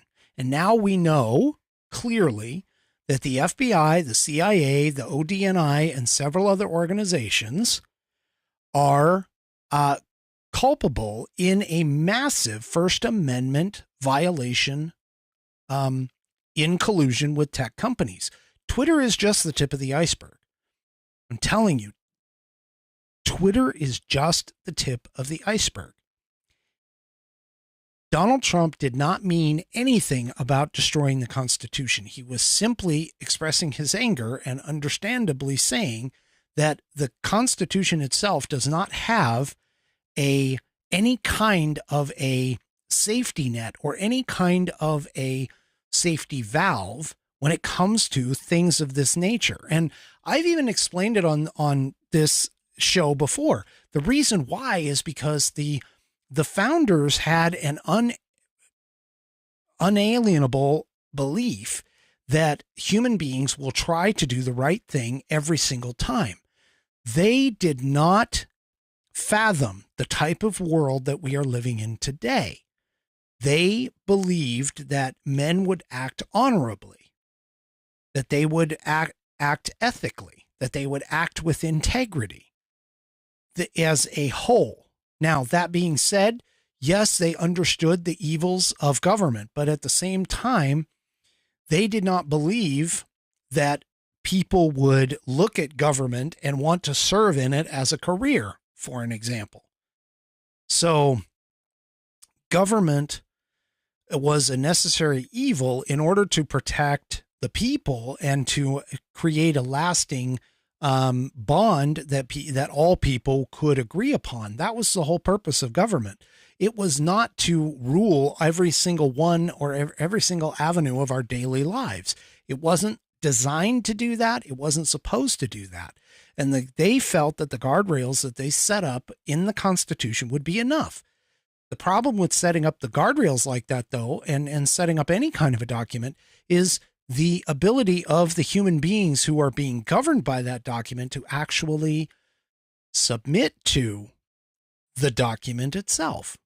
And this is part of the problem, that you have people like the Democrats in particular, but you have people who want to throw out the founding fathers' Constitution and our situation. So it's really, I mean, the Constitution itself has to be followed and respected. And that's our problem, is that we're not following or respecting them. All right. Wow. Number 7 on this list. This is actually really, really a big wow on this one. Democratic Congressman David Cicilline, or Cicilline, I guess. I don't know how you pronounce it, but he's Italian. Anyway, he says, spare me the BS about constitutional rights. Give me a break. How can a congressman, I mean, they take an oath to uphold and defend the Constitution of the United States against all enemies, foreign and domestic. This is no different than when you enlist in the military services. The oath is fairly similar across the board. How can these people be, I mean, I personally think that they should be taken out, but for dereliction of duty and a violation of their oath. That's my opinion. All right. So NASA NASA climate scientist Peter Calamus stated for number 6, every time you hear an airplane, it's the sound of people choosing to ignore that there is a climate emergency. If you still fly, but it doesn't feel right anymore, advocate for a systemic end to the aviation industry. This would help shift society into emergency mode. Yeah, tell that to John Kerry, buddy. The big, advocate for climate change. John Kerry, as Ben Shapiro tries to do his impression of him. This is ridiculous. Anyway, yeah, that's just, I'm sorry, man. You are completely lost. I mean, even Greta Thunberg flies on an airplane.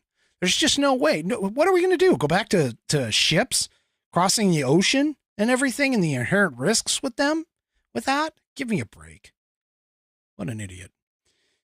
Okay, so this is Taylor Dysart, D-Y-S-A-R-T, in the Washington Post for number 5. The belief that one's entitlement to freedom is a key component of white supremacy. Really? Really? I seem to recall somebody saying that somewhere in our documents. I mean, maybe I'm wrong about this, but all men are created equal? All men are created equal? Wait, white supremacy? I mean, the United States and Great Britain, the two Western cultures in this world who are similar to one another, they drove the idea of getting rid of slavery, and therefore predispositioning the West to be the first country or first culture to actually believe that all people, regardless of what race they were, are inherently on equal ground. I mean, wow. Okay. Anyway. Number 4 is by our buddy Keith Olbermann, who used to be a journalist and now he is just a spouting idiot.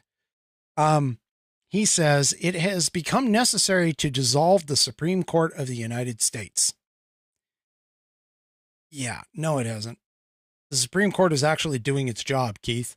Whether you like it or not, the Supreme Court is actually doing now what it was supposed to do, not be activist. Although we'll have to see. And I've got something coming up on that in 2023. I've got something coming up with regards to that.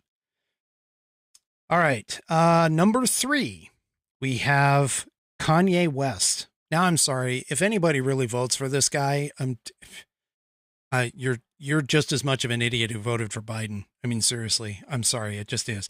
But Kanye West said Hitler had a really cool outfit and he was a really good architect, but he didn't kill 6 million Jews. Dude, I've been to Germany. I've seen the graves. Okay. The mass graves at some of the concentration camps. I mean, I've been there. I think you need to go there yourself, man.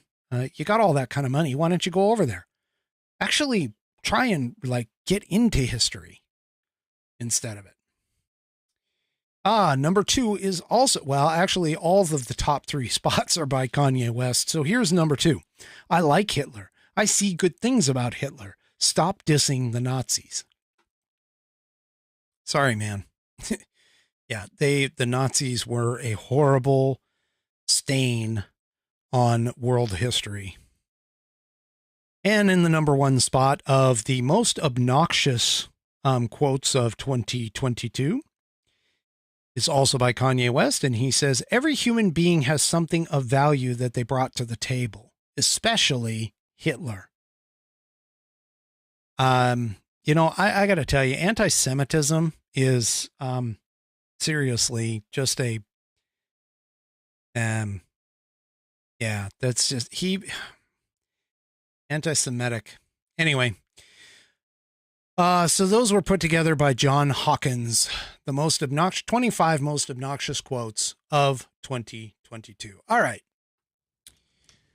So before we move on, I actually want to try and see if I can get some of your feedback. Why don't you folks out there, not only in the chat, but also, I'm going to open up the phone line here in just a second.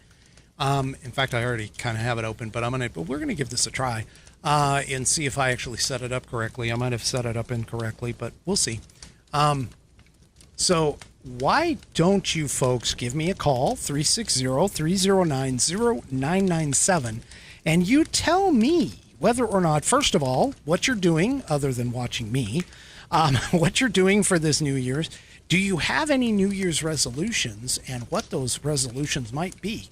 Go ahead and give me a call, 360-309-0997. If you've never called before, keep in mind I do have a electronic process to supposedly screen calls. So occasionally it'll come up wrong because I actually don't have a human call screener. But it'll come up wrong occasionally. So if I call you by your incorrect name, it's because it was interpreted incorrectly by the computer. 360-309-0997. Give me a call and take a look at and let me know. What are you doing this New Year's Eve? What kinds of things do you look forward to in 2023? Do you have any New Year's resolutions? And what they might be. All right. And while we await that to come in, let's go through the top 10 blunders according to the Washington Examiner. Let's go through the top 10 blunders of 2022, according to the Washington Examiner of Biden. Top Biden blunders. One of them is repeat the line. Well, we all know that Joe Biden just reads whatever's in front of him. He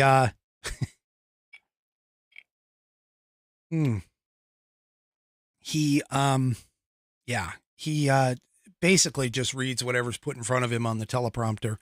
Kind of like a trained monkey, I guess, in a way. And he just sort of stands there and just kind of says what he has to say, what's been put in front of him. I would love for somebody I think it would be hilarious to have somebody hack into the system and change what he's doing. But anyway, he was reading along in a speech and he just went to the bottom and the directions are typically done in like a bracket form or something so that you're not supposed to read it, but he went ahead and read it anyway. And he goes, repeat the line. Yeah, it's just, that was just ridiculous. He's also lied throughout his entire career. We know this because we have all the records. But what he also said is that he claimed that he has cancer. He was out at a landfill site and giving a speech, and he was talking about that's why, and this is his quote, "That's why I and so damn many other people I grew up with have cancer." Yeah. Anyway, he just, yeah. I'm sorry. This guy is just the poorest excuse for a president, and here we have to deal with him for another 2 years. I just can't even imagine. I mean, how did he even get voted in? It's really just, how did he even get in? I just don't understand. Anyway, another gaffe that he did, which made the top 10 here, according to the Washington Examiner, was the moment that he was calling out for the, let's see, was it, Representative Jackie Walorski, who was a Republican representative out of Indiana, who died in a car crash almost 2 months prior. He says, "Where's Jackie? Jackie, are you here? Where's Jackie? I thought she was going to be here to help make this a reality." He was referring in particular to a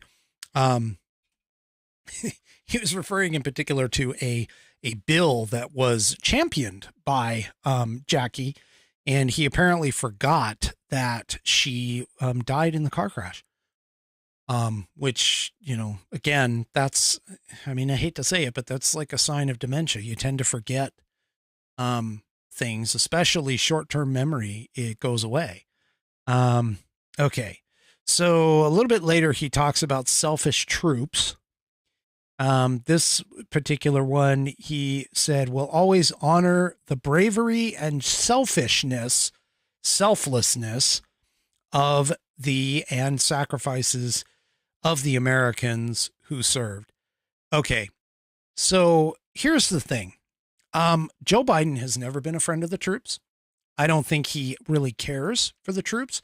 He demonstrated that when 13 of our members from Afghanistan came home in flag draped coffins from a absolute debacle of a withdrawal from that country. And, yeah, he has no respect for the troops. I mean, come on. The guy he spent 47 years in Congress. He doesn't give a crap about the military whatsoever. I am actually embarrassed being a former military member of this man actually being the commander in chief. And so I just, it's just nuts. All right. So before I go on to that, Outlaw Dogs has decided to call in. Let's see if this actually will work here. Let's go ahead. Outlaw, are you there? I am here. Oh, all right. Of course I'm here. Of course you're there. So, how are you doing? I'm doing great. That's wonderful. It took so long for your show to come on today. It was like the longest drawn out waiting to get to your show. Yeah. Like 22 just can't end fast enough. It was taking forever. Well, hopefully that was just, you're not thinking that the show can end faster. You're just thinking 2022. No. What I'm saying, okay. No, getting to your show. Yeah, all day long. And it was just, I kept checking what time it was. Yeah. Yeah, and I'm like, come on. Well, believe me, I was actually thinking the same thing. But, of course, my anticipation was a little bit different than yours because I was sitting there going, oh, my gosh, how am I going to make it 3 hours? I mean, I usually only plan for about an hour and 15 minutes, hour and a half at most. And I'll go off and start doing my own thing and everything else during the show. So anyway, all right. Well, that's cool. Well, thank you for joining. Thank you for coming in. I do appreciate that. So let me ask you this. What are your, first of all, do you have any New Year's resolutions? And if so, what are they? No, absolutely not. Oh, okay. It's a farce. Don't do that. Do not set yourself up for failure. You got to remember, I am a swim coach, so you cannot make expectations of yourself that you cannot attain. And especially if you're going to give yourself something, make it in small increments. Don't make it like, I'm going to lose 50 pounds in January. Yeah. You know, that's not going to happen. Just like I tell my swimmers, you know, if you're going to do something, it's going to be, you're going to fix one thing about your stroke, or you're going to fix one thing about, you know, how you swim. Mm-hmm. And that's what's going to make your time faster, not just saying, oh, I'm just going to do this all right now. Right, right. It's very incremental, which goes back to what you were saying about the, you know, the Republican Party and how we need to change things. And Yep. it's going to go slow. We got to, you know, we have to change things incrementally because the Republican Party is not used to these changes that we need to make. Well, you know, the But thing about it is, it has to be done. yeah, and the thing about it is you've got to look. I mean, it took us, what, 40, 50 years? I mean, to go from the 1980s and Reagan, and then we ended up with, you know, Clinton and Bush and you know, the Bushes and Obama. Even just looking at Obama, that was, when you start looking at that was almost 20 years ago. I mean, seriously. So it takes time for this stuff to go through. Yeah, Steve and I had just bought this house because they couldn't give a house away during the Clinton years. Yeah. So we just bought this house. It was a foreclosure because they kicked somebody else out of their house. Right. Sad for them, great for me. And you know, and then it, you know, it was just garbage, and then Obama came in, and then it was more. It was like, now we have to pay for something we don't even buy. Yep. Yep. You know, you know, with the whole healthcare thing that where they're trying to make healthcare right. You know, and now you look at the shots that they're forcing on everybody. Nobody's putting those two dots together. Yep. Yep. And Fauci made billions on his little schemes with the shots and everything. Well, I'll be honest with you. I'm kind of looking forward to seeing Senator Paul go after Fauci. He seems to have he's kind of like a bulldog with a bone. I mean, and Fauci's the bone because he's like grabbed onto it and he's really going after that guy. It's the same as Jim Jordan, in my opinion, with the FBI. Yeah, absolutely. So, yeah. Because they absolutely need to. I mean, this is real stuff. This isn't like, you know, some of the Democrat fluff. Right. You know, well, I wouldn't say fluff because they're actual crimes that they should have got prosecuted for and put away and put in supermax. But, you know, whatever. Yep. Let's go after Trump's taxes because that was, you know, nominal. Yeah, but go ahead. You know, these people really, you know, after what they did for Trump, if McCarthy doesn't if he doesn't go after these people, we're sunk. We will never get a chance to right this country back to what it was. My grandchildren will be in a communist country. You know, I'm and I don't know what to do about it. Well, and, you know, they could say vote, you know, blah blah blah. We can't vote our way out of this. I disagree with you, only in the sense that I'm actually in the camp where it's going to take time, it's going to take effort, it's going to take a lot of work. Do I think that there is a possibility that, yes, that the country will disintegrate? Yes, I do. I think there is definitely a possibility for that to happen. And that's scary as hell, isn't it? Well, yeah, absolutely. The thing about it is, though, is that I'm not quite ready to give up on America just yet, because I sort of fall into the Dan Bongino camp where he says, go long on America. You know, we've been in bad places before. and we've worked ourselves out of it. That's part of what makes this country such a great country is the innovation, the motivation, the the drive. We've always been the renegades, and we've been the underdog in multiple I was situations. just going to say the underdog, which I love, Yeah. So, I mean, honestly, I wouldn't be quite in the camp of like, this is the end. But it certainly is the beginning, or we're in the probably the first third of a downward slide that if we don't do something about it soon, it's going to become worse, and then we really will never recover. But patriots that are out there, people are starting to wake up. Things are starting to kind of change, obviously. But I'm not entirely sold that like the Republican Party, especially some of the old guard, is the ones to bring it back. I think it's going to be more the young bucks that are out there, like the Rand Pauls, like the Jim Jordans. And I mean, Jim Jordan's not a spring chicken, but at the same time, he's one of the young bucks. Yeah, but he's on the right side. Yeah, the Matt Gates is some of the Gates, I was just going to mention. Yeah, some of the younger people, Marjorie Taylor Greene, Lauren Boebert. I mean, they're a little out there. They're a little, shall we say?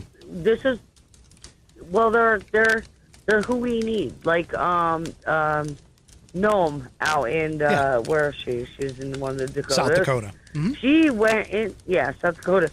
She went into politics because she almost lost her family farm when her father died because of the taxes. Yep. She's like, this has got to change. Yep. So it is those people, and when they talk about when the Republican Party, and this really ticks me off, when the Republican Party says, oh, candidate quality, we didn't have candidate quality in Pennsylvania. If you don't know Doug Mastriano, if you didn't look him up, if you didn't do your research on him, the man's got 3 degrees in history. He's, whatever the heck he is in the military, very high up there. Don't give me candidate quality. And then you hire, or they cheated for, I don't want to say hire, they cheated for the Lurch that's now going to be our senator. Yeah. Don't give me candidate quality when it comes to in Arizona. Yep. What's her name? Carrie Lake. Give me a break. Carrie Lake. She was fantastic. Oh, yeah. And she's not done yet. But, hey, I got to go. We got another caller calling in. Hey, I just between you and me, thank you so much for being a absolute wonderful Whiskey Musings whiskey warrior. And I do appreciate that. And your dogs are going to make an appearance here pretty soon. So pay attention and watch that. All right. You're doing a great service to the cause.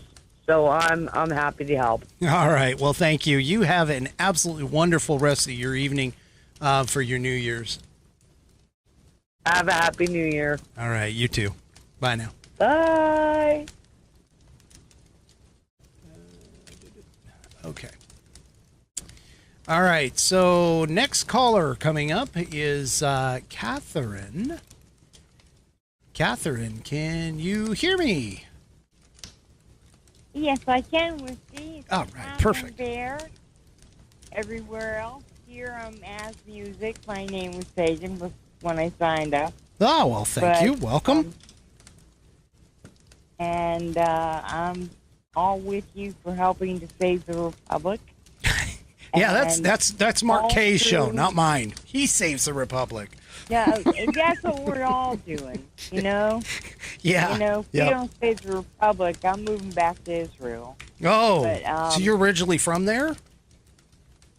Yeah, no, I spent 2 semesters there doing my master's work there. Ah, okay, okay. I wanted to teach in the seminary. But through the campaign that he spent most of the time in the basement. Right.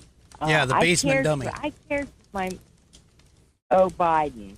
he called himself O'Biden during one of his outings. Yeah. So I'm sticking with it. And, yeah, well, I mean, Obama did say that if he had the opportunity of a third term, that he would find somebody who could be his front man, and he would just be behind the scenes pulling the strings, which it seems like we've got that exactly right now.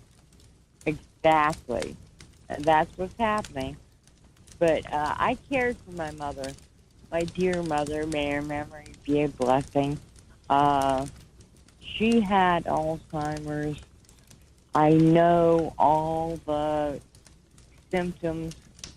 I warned people all during the, campaign. And I do believe that Biden's family is guilty of elder abuse, pushing him in there. And we're in a real pickle. And the whole world knows it. Right. You listen to, international news, and they're laughing at us. Oh, yeah. The I mean, States of America. Yeah, all you have to do is look at foreign news services. The most common one that I think everybody looks at is the Australian one, just because they're just so hilarious. But they are laughing at us all over. I mean, my mom took a trip over to Ireland, and she came back and she was telling me how Americans are just totally unrespected anymore, just because of the fact that Joe Biden is in office. So true. Yeah. Very true. Yeah. And thank you for what you're doing. Oh, well, good thank job you. there. I We're all in appreciate this it. Together. All right. Well, thank you very much. Yeah. And you enjoy the rest of your New Year's Eve. And hopefully 2023 will be a lot better for all of us. Well, thank you very much. For me, it's 5783 because I'm Jewish. Oh, okay. We're thousands of years ahead of you. Oh, well, yeah, that's true. That's true. Okay. All right. Enjoy. Love you, Whiskey. Oh, thank you. Too. You have a great night. You too. Thanks. Bye. Right, bye. Okay. Well, that was great. So now let's go back. Thank you for those two callers. And yes, Buddy Weiser, it's Sky News. You are correct. It is Sky News. Okay. So, yep. All right. Let me go back to the top 10 gaffes of 2022, according to the Washington Examiner. And let me go ahead and, whoops, wrong one. Wrong button. Okay. So the next one that he threw out is where he was talking about, okay, so we have selfish troops. So then he calls out the wrong country. So he was doing a speech, if I remember right, in front of Congress, and he made the comment he was supposed to say Ukraine, but he ended up saying Iranian instead of Ukrainian in the thing. Putin may circle Kiev with tanks, but he will never gain the hearts and souls of the Iranian people. And he was supposed to say Ukrainian people. Yeah, again, I'm sorry. This guy he's way too, I don't even know how he even thinks that he's going to be running in 2024. I mean, seriously, they made fun of Reagan when Reagan was 68. In fact, it became a central issue of the Reagan-Mondale debates.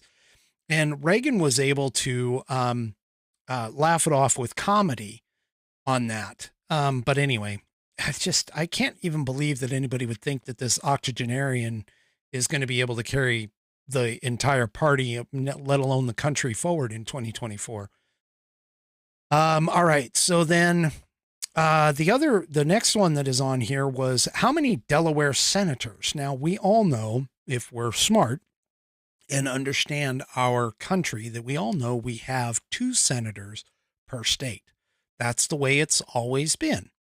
But apparently, Biden at one point, just like Obama thought we had something like Biden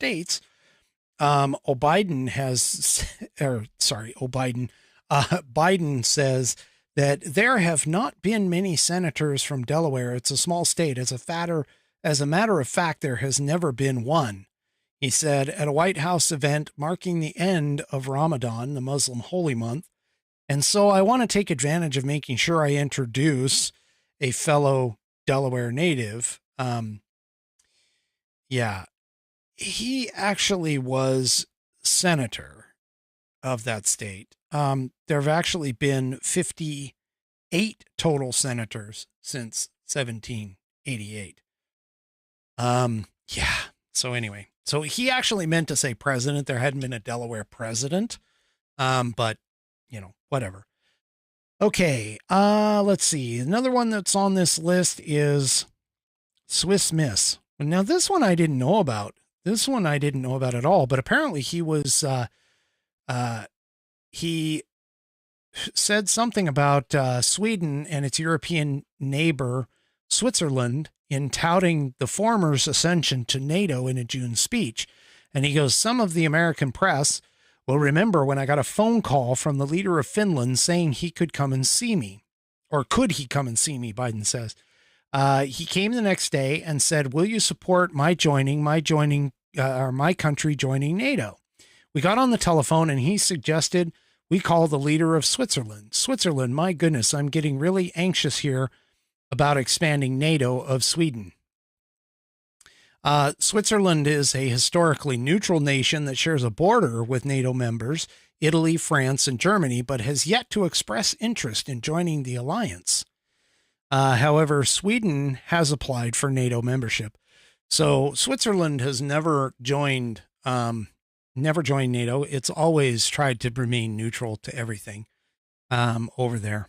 So anyway, let's see. Accommodate the Russian oligarchs made the list.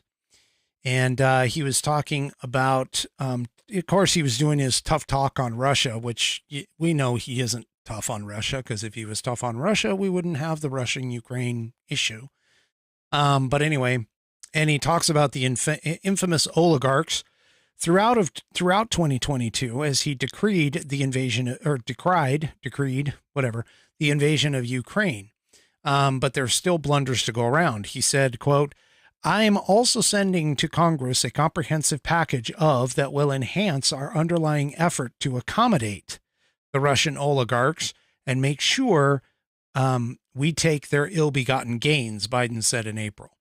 Of course, he was talking about taking out the oligarchs' money rather than accommodating them. He was going to want to try and take a hold of their assets. He also struggled to pronounce the word kleptocracy, which honestly, if I really thought about it, kleptocracy might be a little bit of a difficult word for me to say too, depending on if I'm drinking.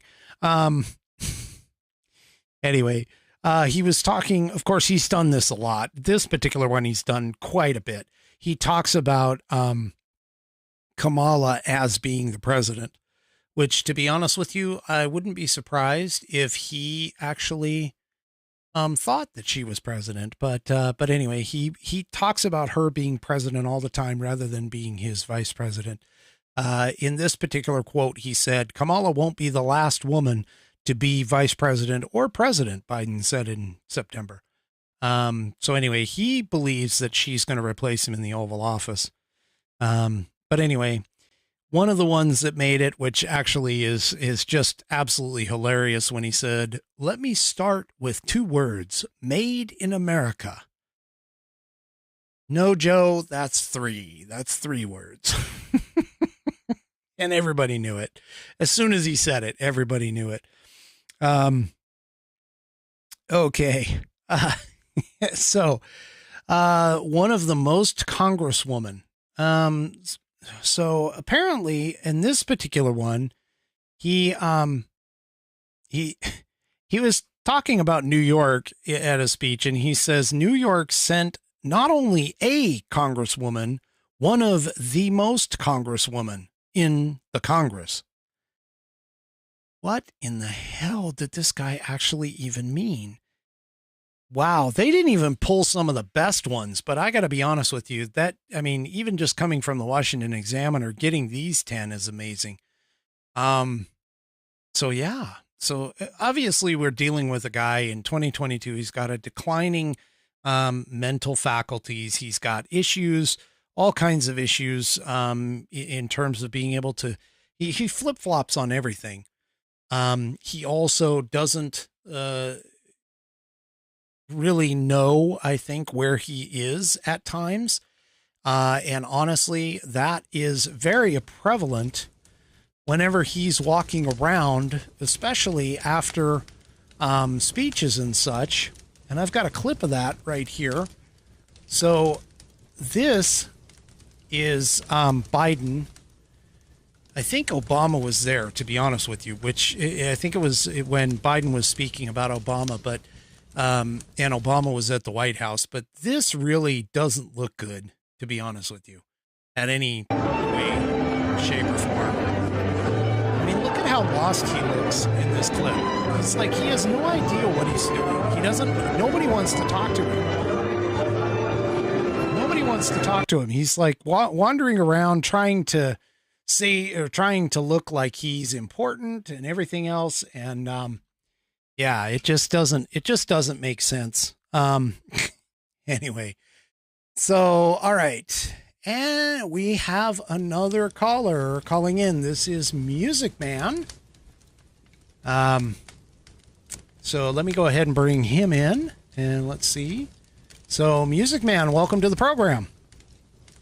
Hey, what's up, Whiskey? Hey, I'm just trying to enjoy the last night, essentially, of 2022 and hoping for 2023 to be a hell of a lot better than what 2022 was. Yes, that ain't no lie. But first off, I would like to agree with you as far as the systematic destruction of our military, thanks to the current administration that we have. Oh, yeah. Yep. If you can consider them administration. Well, they are our current administration, as much as we would love to, like, kick them to the curb. Oh. Anyway, yeah. I mean, I don't know. I do have a serious, actually, it's a non-serious question. Okay. I know that I, as a South Texan, we always have black-eyed peas and some form of cabbage. Okay. For New Year's Eve, or for New Year's Day. Do you follow this as well? Even though I spent several years, roughly four to be exact, in Central Texas, that particular tradition never grew on me. What we typically do is we kind of have a New Year's Eve ham for New Year's Day, and so we'll cook a ham for New Year's Day, and then this particular year, we're going to be taking down all of the Christmas decorations because I kind of have a rule where I just don't want the Christmas decorations taken down until New Year's Day. But that's just me. I had an easy solution for that. Oh, what's that? I never put Christmas decorations up. Therefore, I don't have to take them down. Okay, so you're actually the opposite of the stereotypical thought process of a quote-unquote redneck where they leave them up all year long. Yes, that's exactly correct. You just never take them down because you never put them up in the first place. That is, yeah. Well, I've thought about doing that, but it just, to me, okay, so Christmas is my favorite time of the year. I'm a winter kind of person. I love snow. I love winter. So for me, winter is and Christmas just kind of go hand in hand. I get really excited once Thanksgiving is over with because I know that I'm getting into winter. So. Yeah, I kind of get that, but you're up in Washington. I'm down here on the Texas Gulf Coast. Yeah, I spent 3 years in Germany and a year in Korea. I've had more snow than I wanted for 3 lifetimes. Well, I can't claim to know anything about Korea other than my short trips that I've been there in the recent past. But Germany, I spent Thanksgiving in '91 for an exercise over there, and it was interesting. The area that I was in was actually very similar to Washington's climate, so I actually enjoyed it a lot. But a lot of other people that were from the southeast of America, southeast and southwest of America, were not very pleased about it. Yeah. Standing in 14 inches of snow, underneath rotor wash, loading ammunition on an A-864 helicopter. Yeah, that was not nice. Yes, the Apache. That's a beautiful bird. Yes, it is. It is a awesome attack helicopter. And just in fact, go ahead. I want to say one of the most tactical birds in the United States military arsenal. Well, I was at Fort Hood, and Fort Hood had a contingent, and also oh my gosh, it's a training thing there. Anyway, I can't remember, but anyway, one of the things that when I went out in the field, of course I was comms. So one of the things that I did when I went out in the field is we happened to be on the approach for the Apache range one time, and it was fascinating to watch the Kiowa and the Apache work together to work themselves up to the target range. Oh yeah. Without giving away a lot of stuff, because I really don't want to do that, but it was really fun to watch, and it was really cool too because the way that they popped up and basically snuck up on us. I mean, those things are really loud when you're right underneath them, but outside of that, they're really good at masking their sound, and so it was really fun to watch. Yeah, I know. Because of the 4 blades instead of the 2 blades, it cuts the sound barrier. Right. Yeah, but I mean, being right on top of them again. Right on top of them was really loud, but other than that, outside of that, they were really good at masking their sound. It was pretty cool. Yeah. Well, it's not the blades that make the sound when you're right on top of them. It's the turbine engines. Mm-hmm. Mm-hmm. But anyway, I thought it was kind of funny that you said that you were in communications before, because when I first got in the military, I was in communications. I field tested the first digital communication service for the United States Army. Really? What years were you in? Yeah. I joined in 88, and I got out in 2002. I wanted to do 25, but unfortunately, I got my back screwed up and wasn't able to go the distance. Well, you'd probably be one of the few people who might know exactly what I did if I gave you my MOS nomenclature of 31 Foxtrot. 31 Fox, yes. I do know exactly what that is. Okay. All right. So then you know exactly what I was doing in the service. Was a node center operator. Ah, okay. So that was what, a 31 Golf? Or actually, no. It was apparently not the original 31 Fox. But yeah, no. I was a 31 Fox also. Yeah, because I would have been the outside. I was the node, not the center node, but CEN operator. You got it. Yep. Yeah.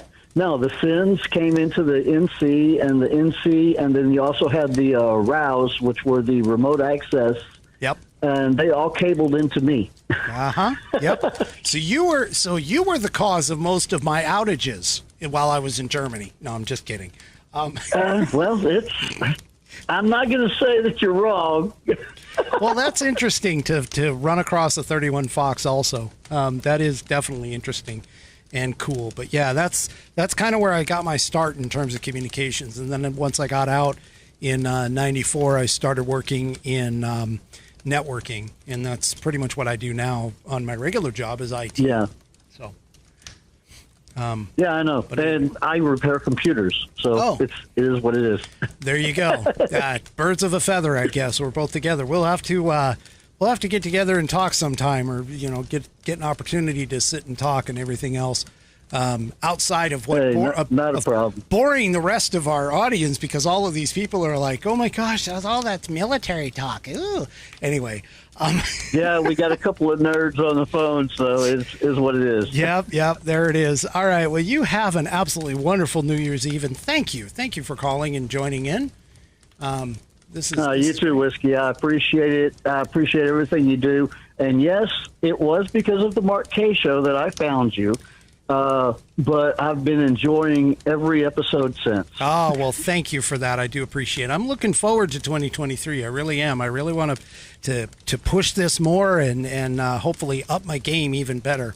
Always try to improve. Yeah, well, hey, dude, I'm here to tell you straight up. You're doing the right thing, and you're preaching the right message, and I'm doing everything I can to spread the word, just like you do, just at a local level. Well, I absolutely appreciate it. And, boy, I don't know if you're watching the chat, but the chat's lighting up. They're saying thank you for your service. They're all talking about, how awesome and nice call-ins. And we've got some people saying hoorah, which, that's more of a Marine thing, but we're close. We're close. Yeah, it is. But anyway, so thank you. Thank you very much. I do appreciate your call, and I appreciate your being a follower and a subscriber. Hopefully I'll live up to your expectations for sure.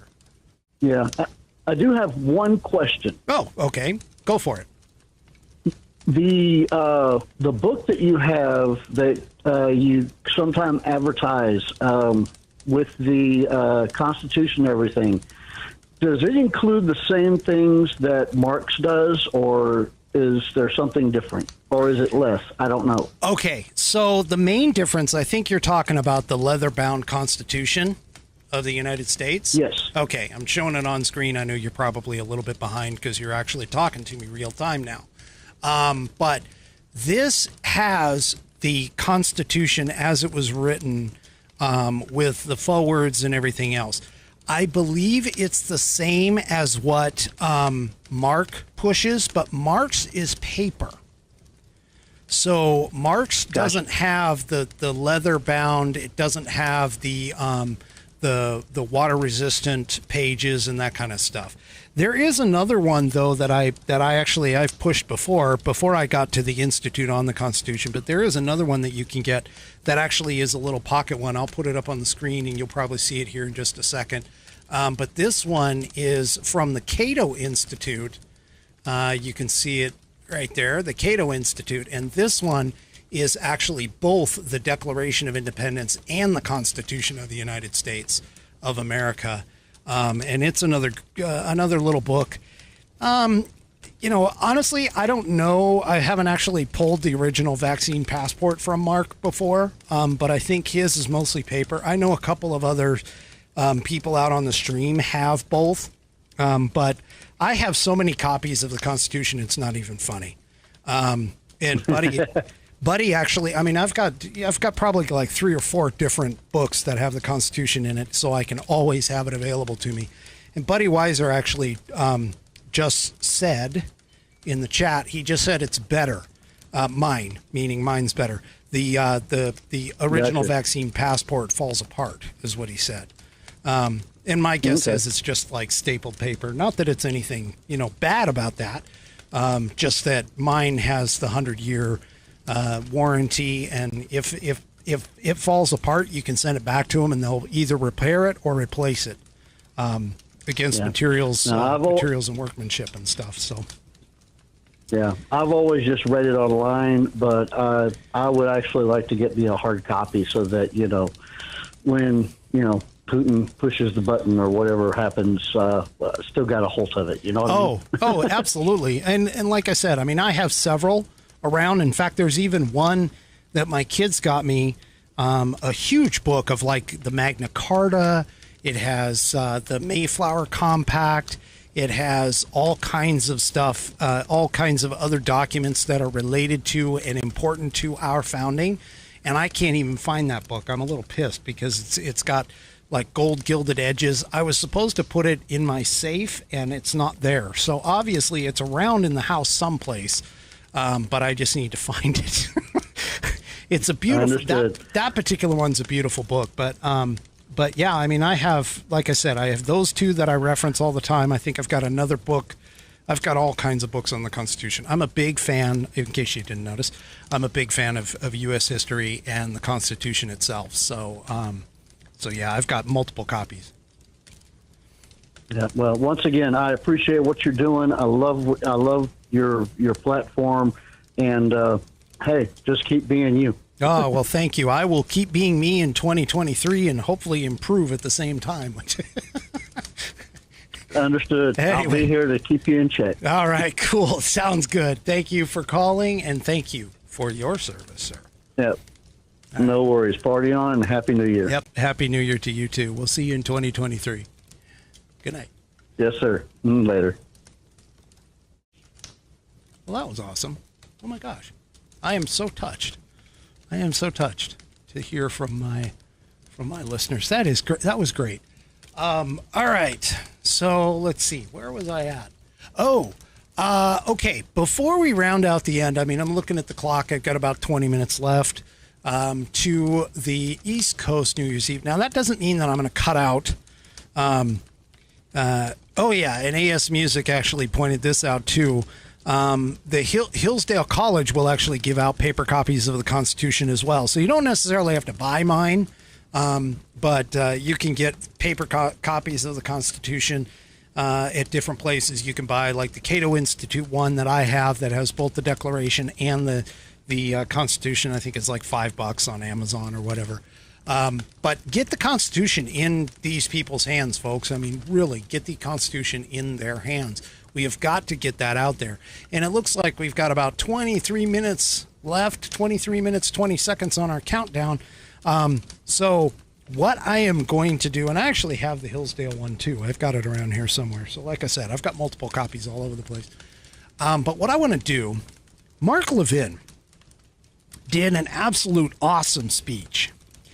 And we really need to, as Americans, we really need to grab onto when we have a fantastic speech. And this is part of the reason why I love Reagan. Reagan was such a dynamic speaker, and he was so eloquent, and that's why he gained the nickname of the great communicator. But we have in our midst, unfortunately, Reagan is gone. And Rush Limbaugh is gone, because Rush was another great orator of our time. But we have another great orator in the manner of Mark Levin. And I want to play a cut from his speech that he gave right around, if I recall correctly, this was right around the 4th of July. And that's usually when a bunch of patriots come out and they make these fantastic speeches. I mean, I would love to be able to be as eloquent and as refined as these individuals. But all I can do is just pay homage to them because they are just fantastic. But I want to play a cut from Mark Levin because I really think it's important. It really gets your blood pumping and demonstrates the spirit of the American people. So if you'll indulge me for just a minute or two, actually, let me see. It is... Yeah, it's about 3 minutes and 40 seconds long. So if you'll indulge me on this, I really want to listen because, again, we've got to take history. We've got to take these historical figures and these people who make these great speeches. I mean, Mark Robinson did just a phenomenal speech before he was elected as lieutenant governor that I go back and listen to all the time. But this one here is from Mark Levin. And I just think it's a great speech. So if you don't mind, as we kind of round out the last little bits of 2022, I want to play this cut for you. I was part of the Reagan Revolution. I was part of the Tea Party movement. I was part of the Trump Revolution. There is a massive movement afoot. It's not under the radar. People just aren't looking at it. The silent majority is not going to be silent anymore. The American people are furious with what's happening to their country. And by American people, I mean all American people who love this country, regardless of their color, their religion, their background. red-blooded Americans. They are sick and tired of what they've seen in the first 6 months of this administration. They don't like the way they're being treated by the elites in the media. They don't like being looked down upon by these phony professors who they bring on TV who trash them. They are disgusted with the teachers' unions. Parents all over this country can't believe what's happened to elementary schools and secondary schools. Parents go broke to send their kids to college, and now they're coming home on Thanksgiving or other days, and they don't know what's happened to them. We are paying for our own demise with tenured Marxist professors and administrators for schools that are turning on our founding and our history. Americans love their history. Americans love their history, the good, the bad, and the ugly. Americans are sent all over the world to fight wars for people who do not look like them. America's borders are wide open. We have a president of the United States who is violating our immigration laws, who signs executive orders like he's Benito Mussolini. We're sick and tired of hearing from San Francisco Nancy Pelosi and New York City Chuck Schumer what they intend to do to our court system. Those courts belong to us, attacking separation of powers and our constitutional construct. We're tired of the way the family is trashed in this country, the family. We're tired of the way private property rights are treated in this country. We're tired of a lot of things going on in this country. Now, we, the people, we are peaceful. You won't find us running around with Molotov cocktails. You won't find us attacking cops. We defend the cops. You won't find us burning cities and so forth and so on. We're not mostly peaceful. We're 100% peaceful. But we are pissed off, and we have had enough, and we're done talking about it. The idea that a book like this sells 400,000 copies in 1 week and is well on the way to 500,000, I've been in these movements before. I saw what happened with liberty and tyranny in the Tea Party movement. We know our history. We are a great people, and we have people in this country who haven't contributed a damn thing to it, and not a damn thing to it, trying to tear it down and redistribute wealth. They sound like they're soapbox Marxists going on and on about we don't provide this, we don't provide that, and Bernie Sanders is going to provide it, and AOC is going to provide it. They don't know a damn thing about this country. They use the benefits of capitalism to attack capitalism. They use liberty to attack liberty. They use the Constitution to attack the Constitution. I've been around a long time, and I'll be damned if I'm going to sit still for this. And they don't understand the American people. The American people are not going to roll over and play dead. The American people are going to speak out. And let me tell you what's going to happen in 2022 with the Manchin types and the others who pretend to be moderates, who play footsies with these American Marxists. You're going to get blown out. In fact, every damn one of you is going to get blown out. So kiss your career goodbye. You may have power now. You may be trying to force your will on the American people now, but it will not last. That's what's going on in this country. I feel it and I know it. That's all I have to say. And that was from the great one, Mark Levin. And he's called the great one for plenty of reasons. But I got to tell you, I mean, I'll be honest with you. I try to listen to Mark as much as I can. And, you know, granted, his voice is a little nasally for me. It's sort of like Ben Shapiro's. I mean, I can only handle Ben Shapiro for so long. But the thing about it is that we need to get patriots, strong, conservative, constitutional, strict constitutional driven patriots, not only into office, but also saying the things that we need to say. And that's one of the things that I think I want to try and be on this broadcast, is to try and be one of those voices. And granted, I'm not, like I said, I'm not as eloquent as some of these people, but at the same time, there's a reason why I'm doing this. And there's a reason why I got pushed to switch from my general mundane over to doing more of a political, cultural, social significant topics. There's a reason for everything. I mean, I believe that God puts us on this earth to do a job, And like Mark Twain once wrote, he and made a comment. He's like, the two most important points in your life are the day you were born and the day you find out why. And I still haven't quite found out why I was put here, but I have a sneaking suspicion that there is a reason for my purpose, and there's a reason why I did this. There's a reason why I do this broadcast, and it's honestly, it's for you. It's to give voice to people who generally are voiceless. And, the American people, like Mark just said, the American people are pissed off. I'm pissed off. I'm identify as a pissed off American. That's actually my banner on Twitter. And so as we move into 2023, we need to start thinking about that, not taking it toward a violent end, because violence, honestly, is the last resort that anyone should be looking for. But we should be a lot more assertive in our engagements with these people, our engagements with these,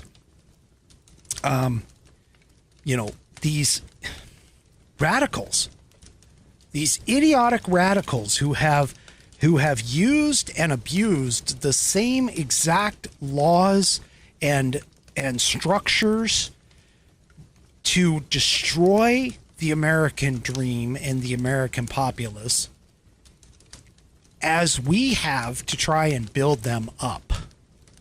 And so that's kind of my drive. And hey, I want to tell you, I've got one more book here, and I know a lot of people aren't into reading, but I'm going to tell you, I love books. I love paper books. I tried getting into the digital thing, and it works sometimes.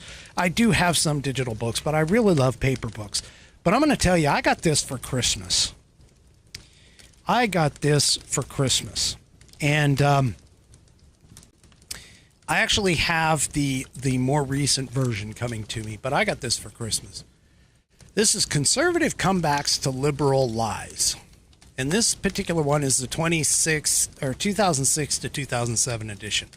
And I got to tell you, I've thumbed through this and I've read a couple of chapters. I'm really excited to move and look more. This is by Greg Jackson in particular, and you can buy this where books are sold. He is a co-host of the Pundit Review Radio. He's heard on Boston's talk radio of WRKO. And he's a contributing author at punditreview.com. But this particular book has got just a wonderful list of how the political, and this is Thomas Sowell's quote, just right here on the front. It says, from Thomas Sowell, he says, political and media spin are shot to pieces by hard facts. And that is so true. That is so true. And this book, I've had a lot of people who have commented, who have said, hey, I'm not getting any money for this, by the way. I'm not getting any money for this book. But I've had a lot of people who have asked me and been like, yeah, I get in these conversations with these liberals, and I just can't come up with a, conservative comeback. This book has it. This book has it. It has all of them. And it's an A to Z compilation in this particular one, but I'm getting the actual updated one. Anyway, so the point that I'm making with this particular book is it's stuff like this that we've got to start fighting back. We can't just kowtow to these people anymore. We can't just bend over and say, okay, it makes it reasonable. You live your way and I live mine. These people don't run by those rules. They don't believe in the concept of live and let live. We might, but they don't. And so we've got to start taking more charge and a more assertive approach, not a violent one, but an assertive one, a more definitive one when it comes to standing up for the values and the principles that this country was founded upon. This is what we need to push for. So, anyway. All right. So, let's see. Haha. Yes, thank you, Outlaw Dogs. I do need to point these out, and those are going to come after or right around midnight, which we're coming down to. We've got 10 more minutes. So I want to throw out just really quick, and thank you, by the way. Where was it? Where was it? Here we go. AS Music, thank you very much. I do appreciate that. You're right. I do a lot of research, and I do some work in getting this. But honestly, I pull everything from current events and things like that. So I do appreciate that. But we are on the way, counting down to this. And yeah, so I think that that 2023 is actually going to do much better. And yes, Outlaw Dogs, I will get there. I promise. I will get there. Wait, there we go. I will get to your dogs. Trust me. They are cute dogs, by the way. Speaking of that, if you want to put your pet in, if this is your first time to the program, if you want to put your pet in for Pet of the Week, I do Pet of the Week on my Wednesday night broadcast. You can submit that to, and actually you can submit just about anything to this email. You can send me an email to fans, FANS, at whiskeymusings.online. That's fans, Foxtrot Alpha November Sierra, at whiskeymusings.online. And you can send me an email. You can send me an email about anything, but typically people use that email for two things. They use it for Pet of the Week on Wednesdays, and they use it for questions for whiskey on Saturdays, where I will take a question and answer it, hopefully, with a little bit of research, try and do some informed stuff. One of the things that happened, of course, because of social media, we have all these wonderful things, people, creative people who create these memes. And I have some of my, what I would consider more, not necessarily my favorites, but some of my selected memes for this year that I want to share with you. Now, I'm not entirely sure that every one of these memes was actually created this year, but let me go ahead and just toss these out here because they are classics to me. Whoops. Let me cut that out because that's not what I want. So first of all, let me show you this one. If you remember the January 6th committee, which is a farce, by the way, but the January 6th committee, that honestly probably never should have been a committee because that was the first time that a congressional committee had been brought together for a criminal offense rather than a legislative oversight like the committees are supposed to be used for. But that being said, a certain person who you'll know as soon as you pop up, she came out and she testified and talked about some of the things that happened on January 6th. And that particular individual had some questionable details. Things like calling out a media name for the limo that was typically used, which clearly wasn't used on January 6th. And this individual basically kind of really was the, quote, star witness, but realistically wasn't much of a star witness for the January 6th committee. But anyway, this was one of my favorite memes from this year. In regards to it. Wait a minute. There it is. It's the wrong one. Sorry. This one. Cassidy Hutchinson. I think it was Cassidy. Hutchinson says, I was eating my Subway sandwich when Trump took it, grabbed an AR-15 and said, this is MAGA country, bitch. I mean, seriously. Oh my gosh, that kind of sounded a lot like, sorry, my impression of her sounded a lot like her. Okay, whatever. Anyway, the point being is that, oh my gosh, this woman, she claimed a bunch of stuff and it just wasn't even true. It was quickly debunked by the Secret Service itself, as well as several video evidence of other things. And yeah, she was their star witness. not much of a star witness in my mind. But anyway, all right. Let me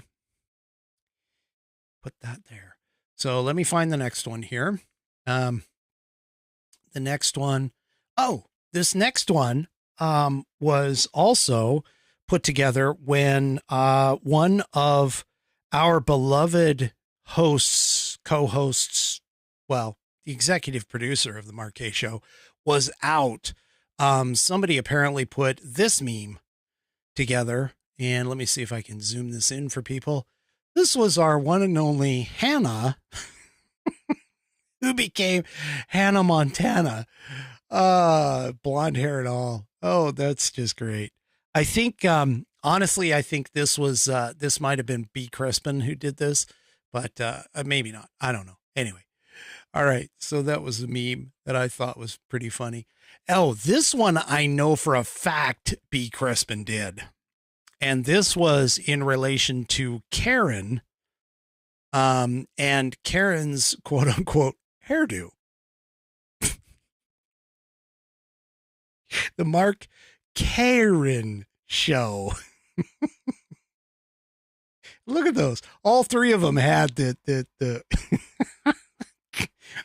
all three of them had the hairdos.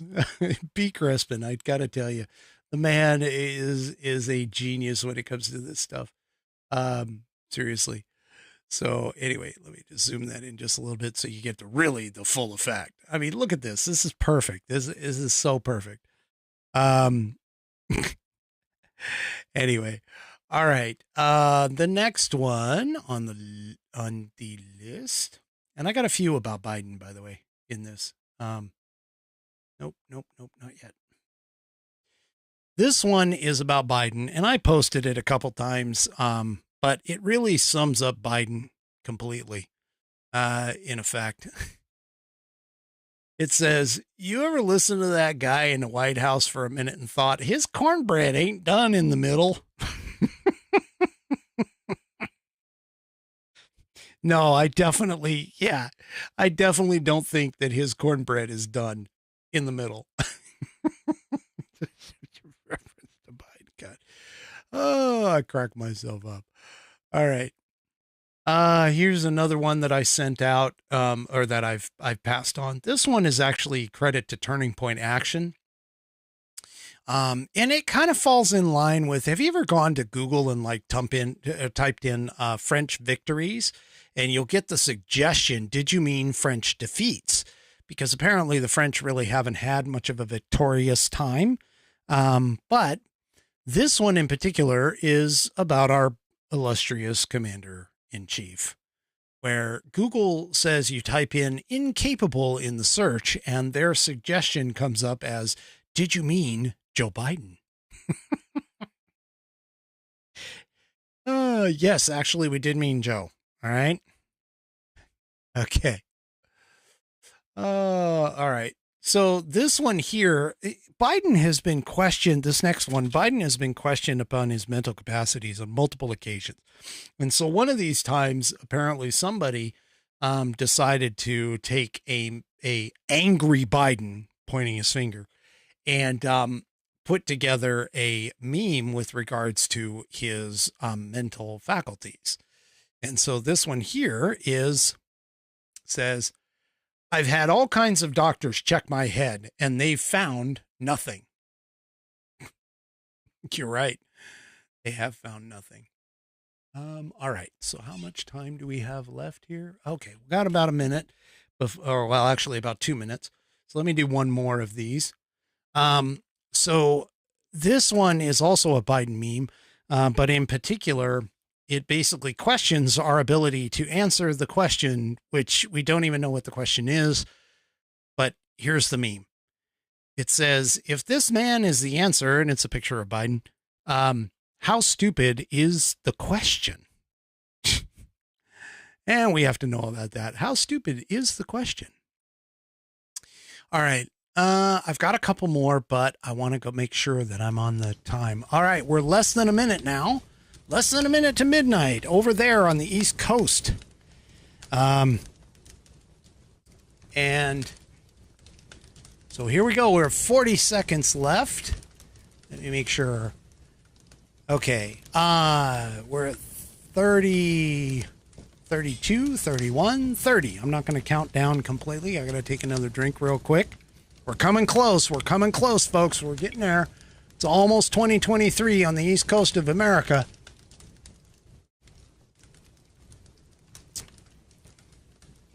Come on, join in with me. We're almost there. We're at 10, 9, 8, 7, 6, 5, 4, 3, 2, 1. Happy New Year! Yay! We are in 2023 as of right now. This is absolutely wonderful. Welcome to the new year. We survived 2022. And of course, in the American tradition, I brought up it's called Auld Lang Syne, which, by the way, I didn't know is actually AULDLANGSYNE. Really, really weird. But let me go ahead and play that for you. Here we go.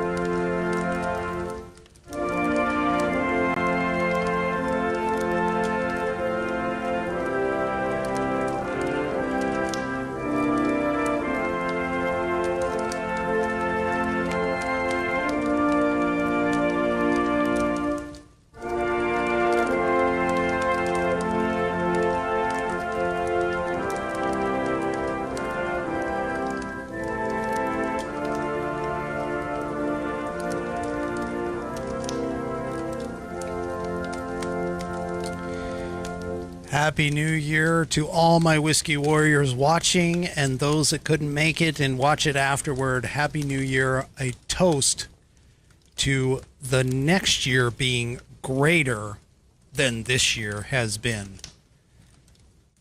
Happy New Year, everyone.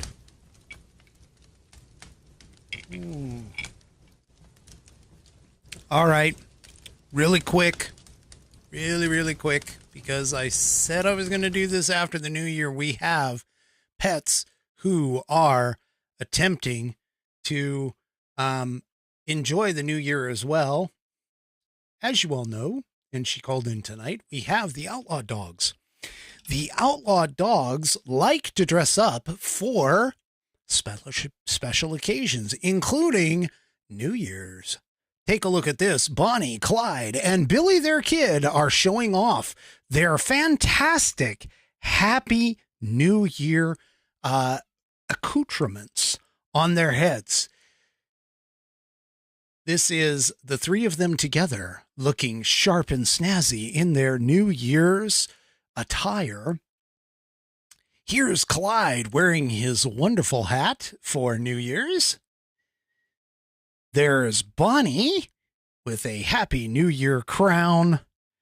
And of course, we have Billy the Kid, who is taking a different approach. He's doing the one eye look and the wet nose to the camera.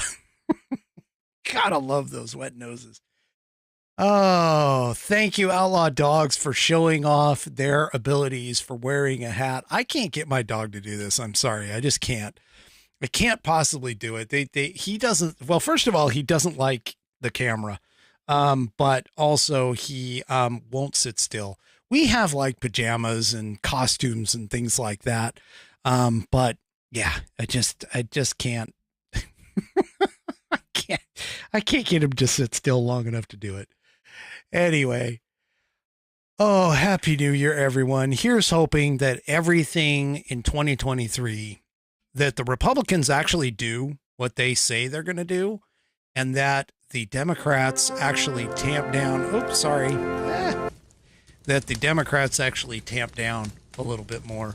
Honestly, I think the Republicans hopefully will do what they're going to do. But I doubt that the Democrats are going to tamp down anything in the new year. Obviously, I've had a little bit to drink. I'm doing what CNN can't. I'm drinking on air. All right. You all have a wonderful evening. That's my final Whiskey Musings thought for the evening, which is that all the best for all of you Whiskey Warriors. Thank you ever so much for being my fans and for increasing the exposure of this channel throughout 2022. I'm looking forward to 2023 to find out what is the next level, what is the next push, what is the next wonderful idea. But you enjoy all of your celebrations and everything else that you have for the evening, and we'll see you all in 2023 on Wednesday. Do me a favor, if you like what I do, go head on over to Rumble and subscribe, and we'll see you next time on the Whiskey Musings Broadcast. Good night, everybody, and a Happy New Year. Here's to 2023.